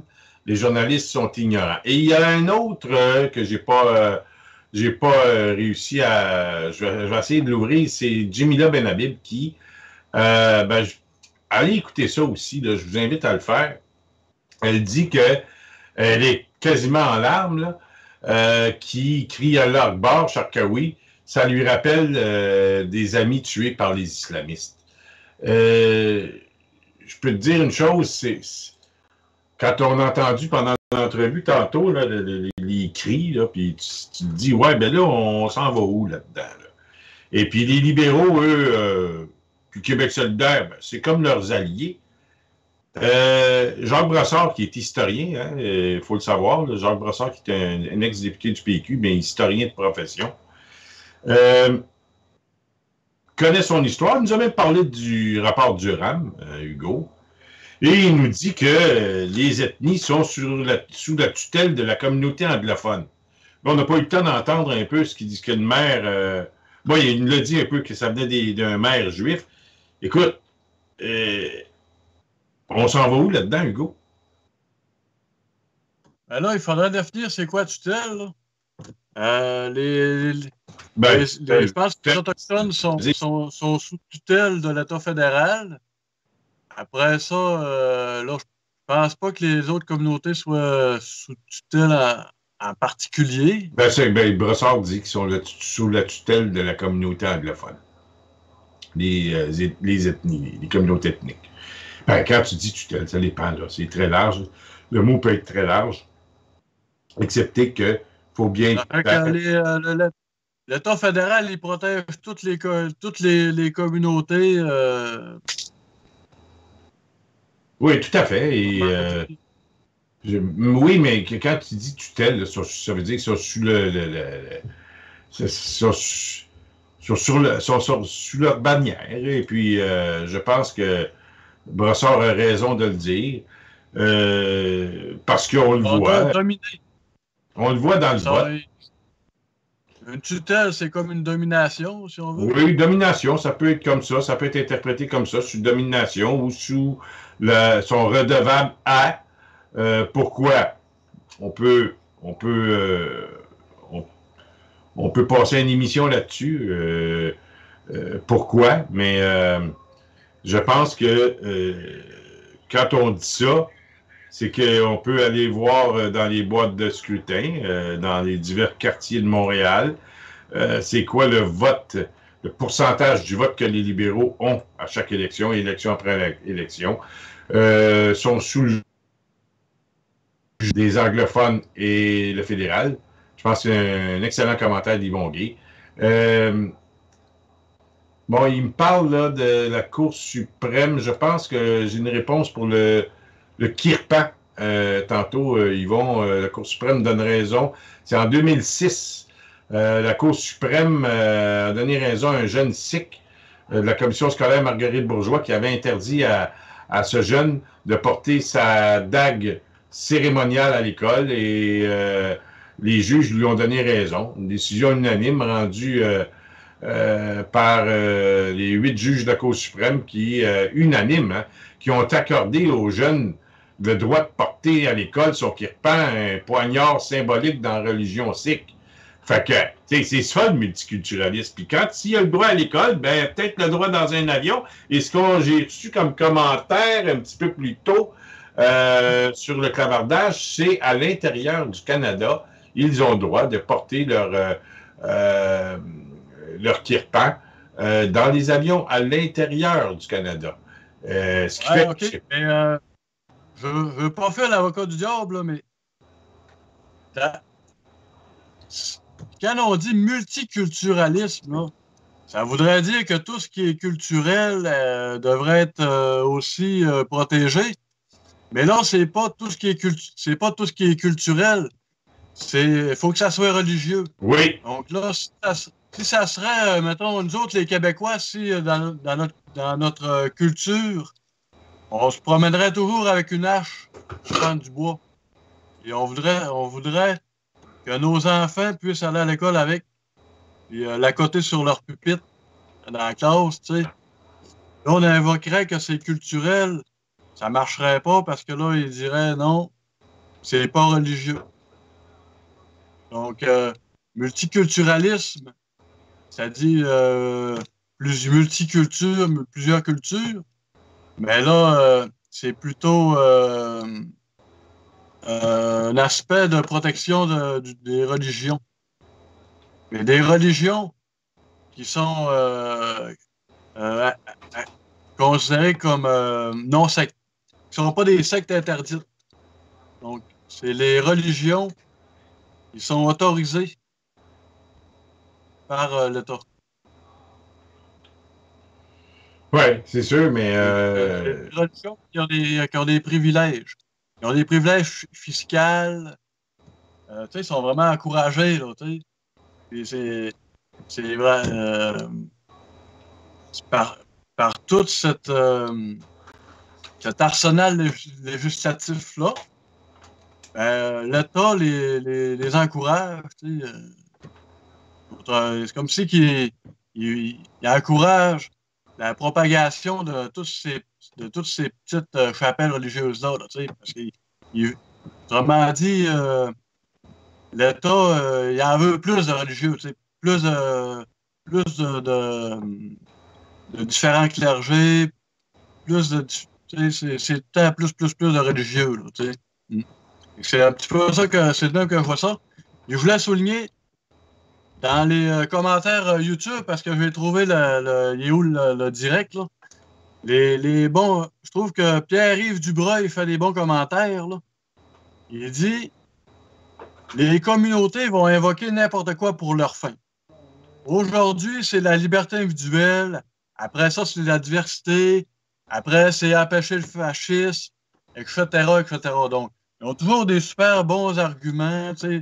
Les autres, ils prônent la vertu, et blablabla. Mais comme Pierre-Yves Dubreuil dit, tu sais, dans le fond, là, c'est juste des identitaires qui font un combat là, communautaire. Puis, j'avais exprimé ça un peu de cette façon-là. Comme j'avais dit, par exemple, quand eux autres, là, ils nous encouragent à cultiver des vertus, comme, tu sais, à encourager la diversité, tu sais, la tolérance, ça, ou chez les gauchistes, ça serait même, là, embrasser la diversité, puis, tu sais, ça prend toujours plus de diversité, parce que ça, là, c'est une vertu, tu sais. Donc, toute une vertu basée sur quoi, on le sait pas. C'est comme tu dis, c'est la tour de Babel, là. Mais bref, ces communautés-là, ils nous encouragent à cultiver ces pseudo-vertus-là, mais c'est juste parce que eux autres, là, ils veulent entretenir ce que eux considèrent une faiblesse qu'eux peuvent exploiter, une faille dans le fond. Ils nous poussent à adopter des comportements qu'eux ensuite vont exploiter pour prendre prendre du pouvoir communautairement, là, pour nous écraser. Fait que là, nous autres, on est là, puis quand ils nous accusent de pas tolérer la diversité, ben là, nous autres, on dit « Ah non, nous autres, on est des gens tolérants, puis on accepte toutes les communautés de partout, puis après ça, là, on est pas toujours raciste, on la connaît. Ouais, là, on est toujours en train de justifier, mais c'est eux autres qui nous imposent des comportements, des idéologies qui utilisent ensuite contre nous. Tu sais, comme l'antiracisme, puis l'ethnocentrisme, ça c'est mal, puis le nationalisme c'est mal, mais le patriotisme, ça c'est correct. Tu peux dire patriote, mais tu peux pas dire nationaliste, parce que là c'est un glissement sémantique, parce que nationalisme égale national-socialisme, puis national-socialisme égale nazisme, les camps de la mort, tu sais. Fait que là, ce qui est toléré, c'est de dire qu'on est patriote. Après ça, ce qui est toléré, c'est de dire, le nationalisme civique, tu sais. Une nation, c'est juste des frontières avec des institutions. Puis, mais le peuple fondateur, l'ethnie majoritaire en son sein, c'est pas une donnée valable, ça, là, tu sais. Et là, nous autres, là, on est super affectés par les discours de certaines communautés qui nous accusent. Puis on est toujours en train de justifier. Mais si on justifie tout le temps comme ça, là, qu'on n'est pas sûr de nous autres, là, ben c'est une faiblesse, c'est une faiblesse qu'on a, ça. Une faiblesse qu'on n'est pas. Mais Hugo, quand tu parles d'assurance ou d'être sûr de nous, je pense là, que Jacques Brassard, parce que Dominique Moret demandait à Jacques Brassard dans son entrevue aujourd'hui, si vous aviez un conseil, M. Brassard, à donner à François Legault, qu'est-ce que vous lui diriez? Ben, Jacques Brassard a dit de rester calme et d'être serein puis d'aller jusqu'au bout. Est-ce que vous pensez, M. Brassard, qu'il va aller jusqu'au bout? Oui, il va aller jusqu'au bout. Donc, pourquoi? Parce qu'il a la majorité du peuple québécois en arrière de lui. Et je pense que pour une fois, là, avec des sondages forts comme il a, le gouvernement de la CAQ, il peut aller de l'avant facilement. Et là, je pense que il n'y a aucune raison qu'il doit reculer. Et, vous savez, tu sais, Hugo, et ceux qui nous écoutent, ceux qui sont à l'écoute, je vais faire un portrait un peu, parce que Mme Couture nous disait tantôt que attends, je vais la retrouver, au niveau de du commentaire de Mme Couture, bon, elle nous dit, ben oui, nous autres aussi, nous sommes tous, on parlait de tutelle de l'Angleterre. Et j'ai retenu un peu ce commentaire de Mme Couture parce que on nous parle, on a mis en ligne vers 18h ce soir au Journal de Montréal, signé par Francis Pilon, qui est William Steinberg, le fameux maire d'Amstead.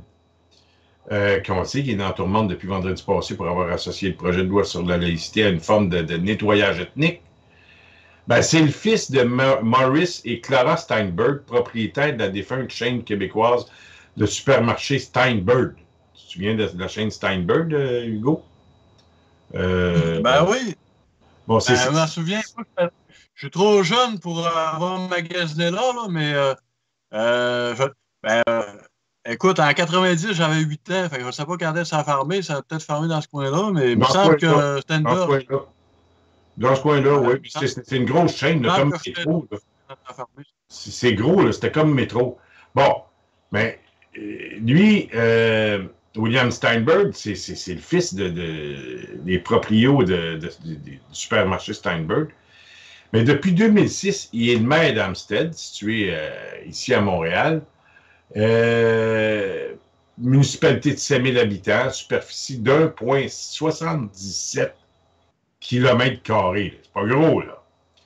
Et baccalauréat en sciences à McGill, doctorat en psycho à l'Université de Northwestern aux États-Unis, et est devenu prof à l'Université de Concordia.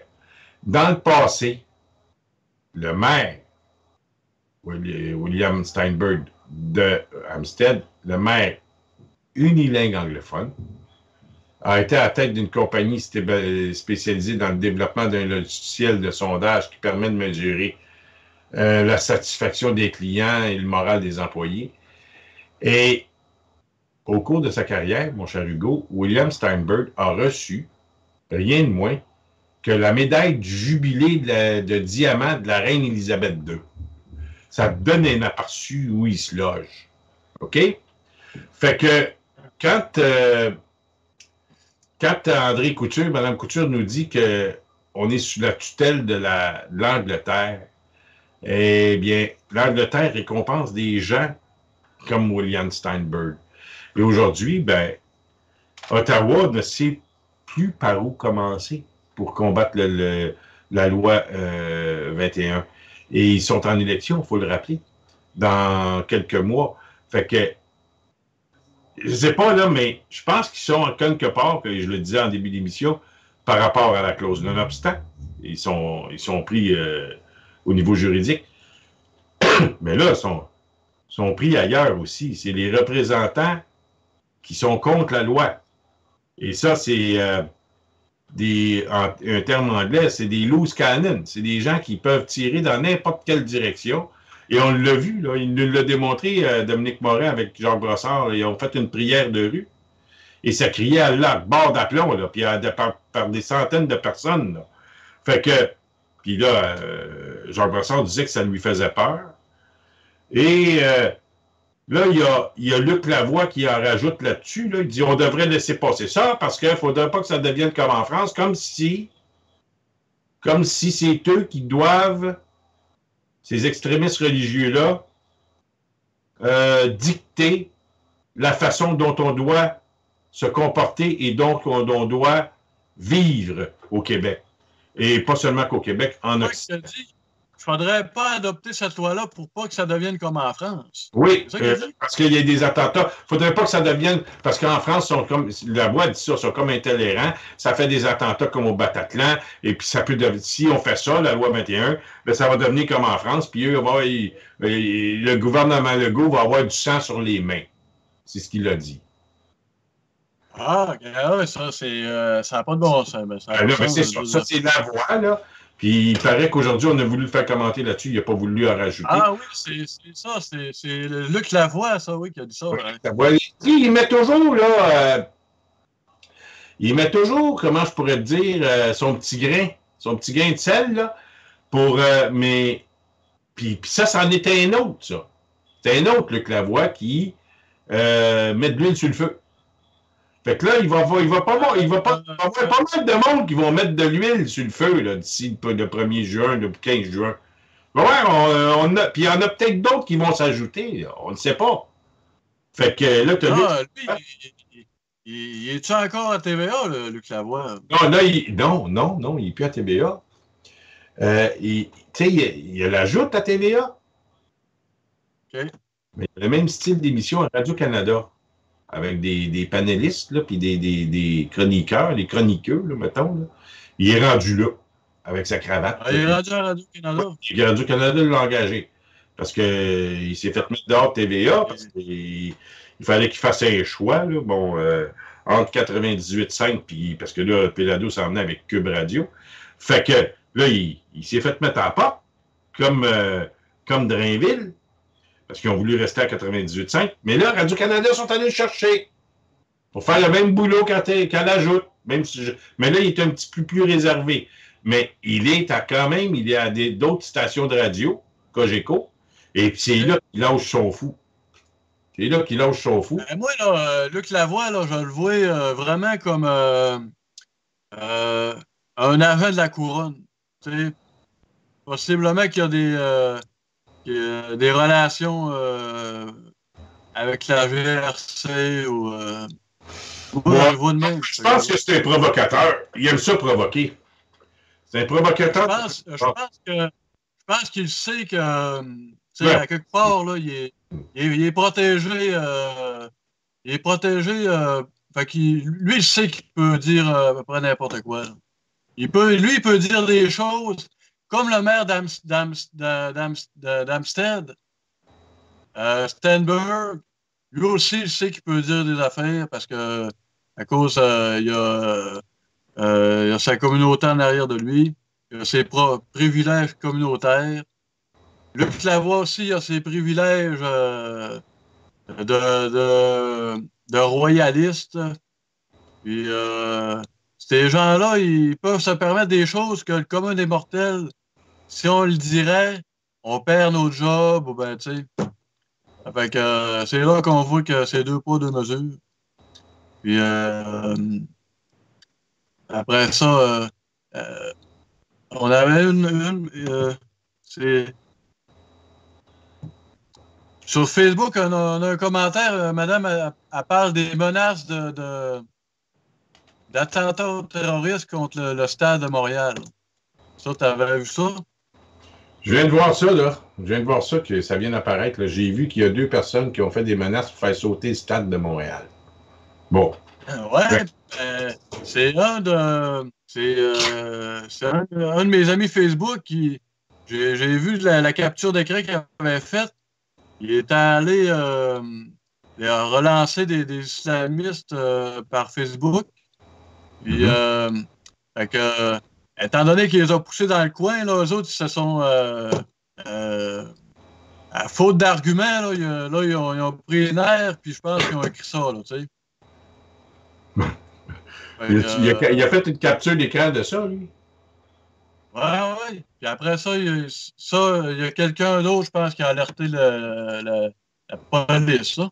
La police? Ouais. Ah, c'est ça, c'est ce qu'il faut faire. Puis, regarde, à un moment donné, là, il y a Yvon Guy qui me dit « Ne t'en fais pas, François, en parlant à moi, là, les Anglais et le fédéral vont tout mettre à leur disposition, leur arsenal à la portée des minorités contre nous, cela était bien prévisible. Tu devrais sûrement le savoir, mon cher François. Bien sûr, je le sais. Mais tu sais, quand on parle des minorités, il faut faire attention aussi, là. Hier, je parlais des Italiens, des Grecs, des Portugais. C'est pas ceux-là qu'on parle. D'autres minorités qui sont plus religieux. Mais par contre, au niveau de la loi 101, ben là, il y a d'autres communautés comme les Italiens là, qui, eux, vont venir leur donner un bon coup de main en envoyant leurs enfants à l'école anglaise. Mais ça, c'est un autre sujet. On en parlera peut-être une autre fois. Mais acceptez que, là, si ça... Mais là, écoute, Jacques Brassard... Non, c'est pas Jacques Brassard qui disait ça. Du sang sur les mains. C'est Luc Lavoie. Luc Lavoie, c'est ça, je t'en parlais tantôt. Mais là, on menace de faire sauter le stade olympique. Ils ont besoin d'avoir de la dynamite pas à peu près pour le faire sauter parce que ça, c'est assez gros. C'est assez gros. Tu sais, faire sauter le stade olympique, là, bonne chance, les gars. Vous avez besoin d'avoir de la dynamite parce que ça ne tombera pas tout seul, ça, cette affaire-là. Même si ça a coûté cher, le stade olympique, il est du béton armé, mais pas à peu près. Il va peut-être vouloir faire sauter un tour, faire tomber un tour du stade, un coup parti, puis envoyer-le à la Croix-du-Mont-Royal, puis en passant, je mettrais des agents de sécurité pas loin de la Croix-du-Mont-Royal. Ils vont peut-être l'essayer, on ne sait pas. Fait que, non, mais ça, on est rendu là, Hugo. On est rendu là. Exact, ah oui. Je ne sais pas écouter, là, mais je vais aller l'écouter. Jamila Benhabib, qui était tout en larmes, ça a l'air à Radio X, parce qu'elle a vu c'était quoi des gens de sa famille se faire tirer, se faire tuer par des islamistes. Ça fait que, pas moi qui le dis, c'est elle qui le dit. Ouais, ça, ben, nous autres au Québec, là, on est choqués. ici. On pense que tout est beau, le monde des petits amis, on est tous des petits amis. C'est comme en garderie au Québec. Pas de même, ça se marche. Ouais, c'est ça. Ben, on veut dire, on veut défendre notre identité.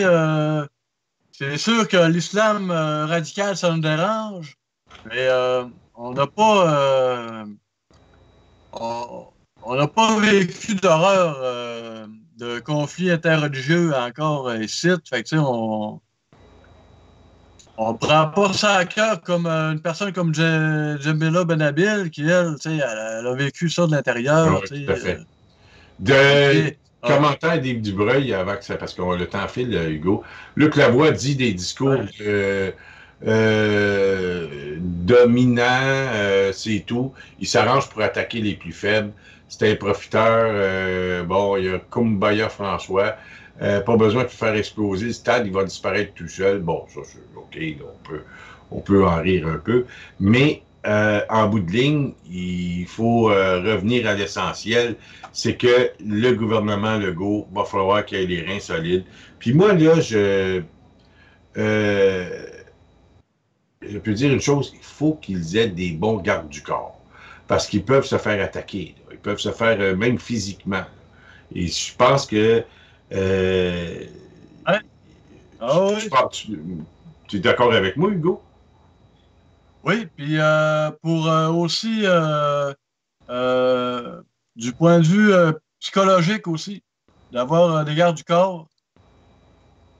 C'est important, tu sais,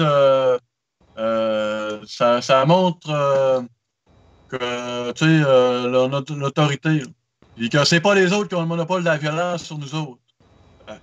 On a des gardes du corps, tu sais, on fait pas juste subir la violence. Tu comprends? Mm-hmm. Quand on sait qu'on a un bon service de sécurité, là, on s'en sert. Quand les journalistes posent des questions, ça, on a plus d'aplomb, puis tu sais, on n'a pas peur, on y va. Non, puis je pense que là, moi, en tout cas, je tiens à conseiller le gouvernement d'avoir une sécurité augmentée. Et parce que on ne sait jamais. Quand on a des gens qui sont crinqués pas mal dans la tête, là, il y a des gens là, qui sont tellement crinqués qu'ils peuvent aller tirer du monde. On n'a qu'à regarder au Métropolis. Si jamais l'arme ne s'enrayait pas, là, Hugo, là, c'est un carnage qu'il y avait dans le Métropolis. Là. Et faut vraiment, là, faut prendre ces gens-là au sérieux. Puis je pense que la plainte à la police, il fallait la faire. De faire sauter le stade, là. Oui.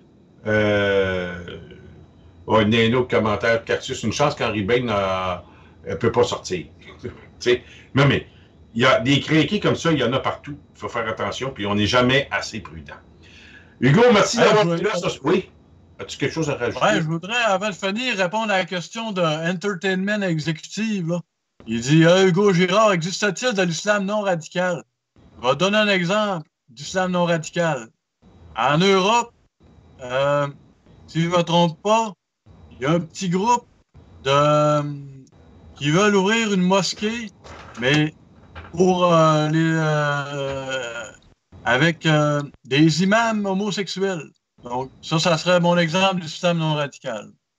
OK, donc merci de la précision, Hugo, et ça peut-être... C'est vrai que sinon, l'islam non radical, c'est très rare. Oui, c'est assez rare, mais bon, ça existe. Oui, puis François, oui. Notre collaboratrice la semaine dernière, là, je lui ai parlé tantôt. Oui. Puis elle ne pouvait pas être là ce soir parce que c'est Alexandra. Là. Alexandra Dallaire-Fortin. Pas d'électricité. Elle a dit qu'il n'y avait pas d'électricité, elle te l'a dit? Oui, hier. Je pensais peut-être que c'était pour revenir, mais c'est pas revenu encore. Toi, Hydro-Québec a appelé quelqu'un aujourd'hui. Il dit bonjour madame, Hydro-Québec, c'est pour vous aviser que vendredi, on va couper le courant pour faire des travaux. Ben là, elle dit monsieur, ça fait déjà 3 jours que je n'ai pas de courant. Bon, merci Hugo. On va se reparler mercredi prochain. Et peut-être avant, on ne sait-on jamais s'il arrive des développements dans le dossier de la loi 21 et autres autre dossier, garde, tu sais, tu es toujours bienvenu. On se reparle, nous, on se donne rendez-vous mercredi prochain. Ben oui, puis si des fois vous avez besoin d'une collaboration, vous savez comment me rejoindre. Oui, sur monsieur. une émission en particulier. Tout à fait. Donc, sinon, à la semaine prochaine, puis merci aux auditeurs. Salut Hugo. À la semaine prochaine aussi. Salut. Et sait-on jamais, on va peut-être se reparler avant ça. Mesdames et messieurs, merci d'avoir été là. Demain soir, n'oubliez pas, à partir de 19h30, Radio Infosport en compagnie de Carl Brochu, Daniel Saint-Hilaire. Et ça va suivre tout de suite après le journal du soir, suite à l'émission de Radio Infosport en compagnie, évidemment, aussi, le marathon de Carl. Pierre-Yves Dubreuil t'a fait dire bonsoir, Hugo. Marathon de Carl Brochu demain soir à ma compagnie. Et avec un invité, Jean-François Racine, c'est lui qui a fait la plainte contre le maire Steinberg. Merci d'avoir été là, tout le monde. Et merci à tous ceux qui ont pris le temps de nous écrire pendant l'émission. Hot Cactus, André Couture, M. Dubreuil, Entertainment Exécutif. Il y en a d'autres, là. Je ne vais pas oublier personne, là. Siro de Caltar, enfin, tout le monde. Vous vous reconnaissez. Merci d'avoir été là. Salut Hugo et merci Jean-Marc. On se reparle mercredi. Ben, pas même Hugo, quant à nous deux, mercredi prochain. Et demain soir, 21h30, tout de suite après Radio Infosport. Salut mon cher monsieur Girard de Charlevoix. Un des plus beaux coins du Québec. Bonne semaine à tout le monde.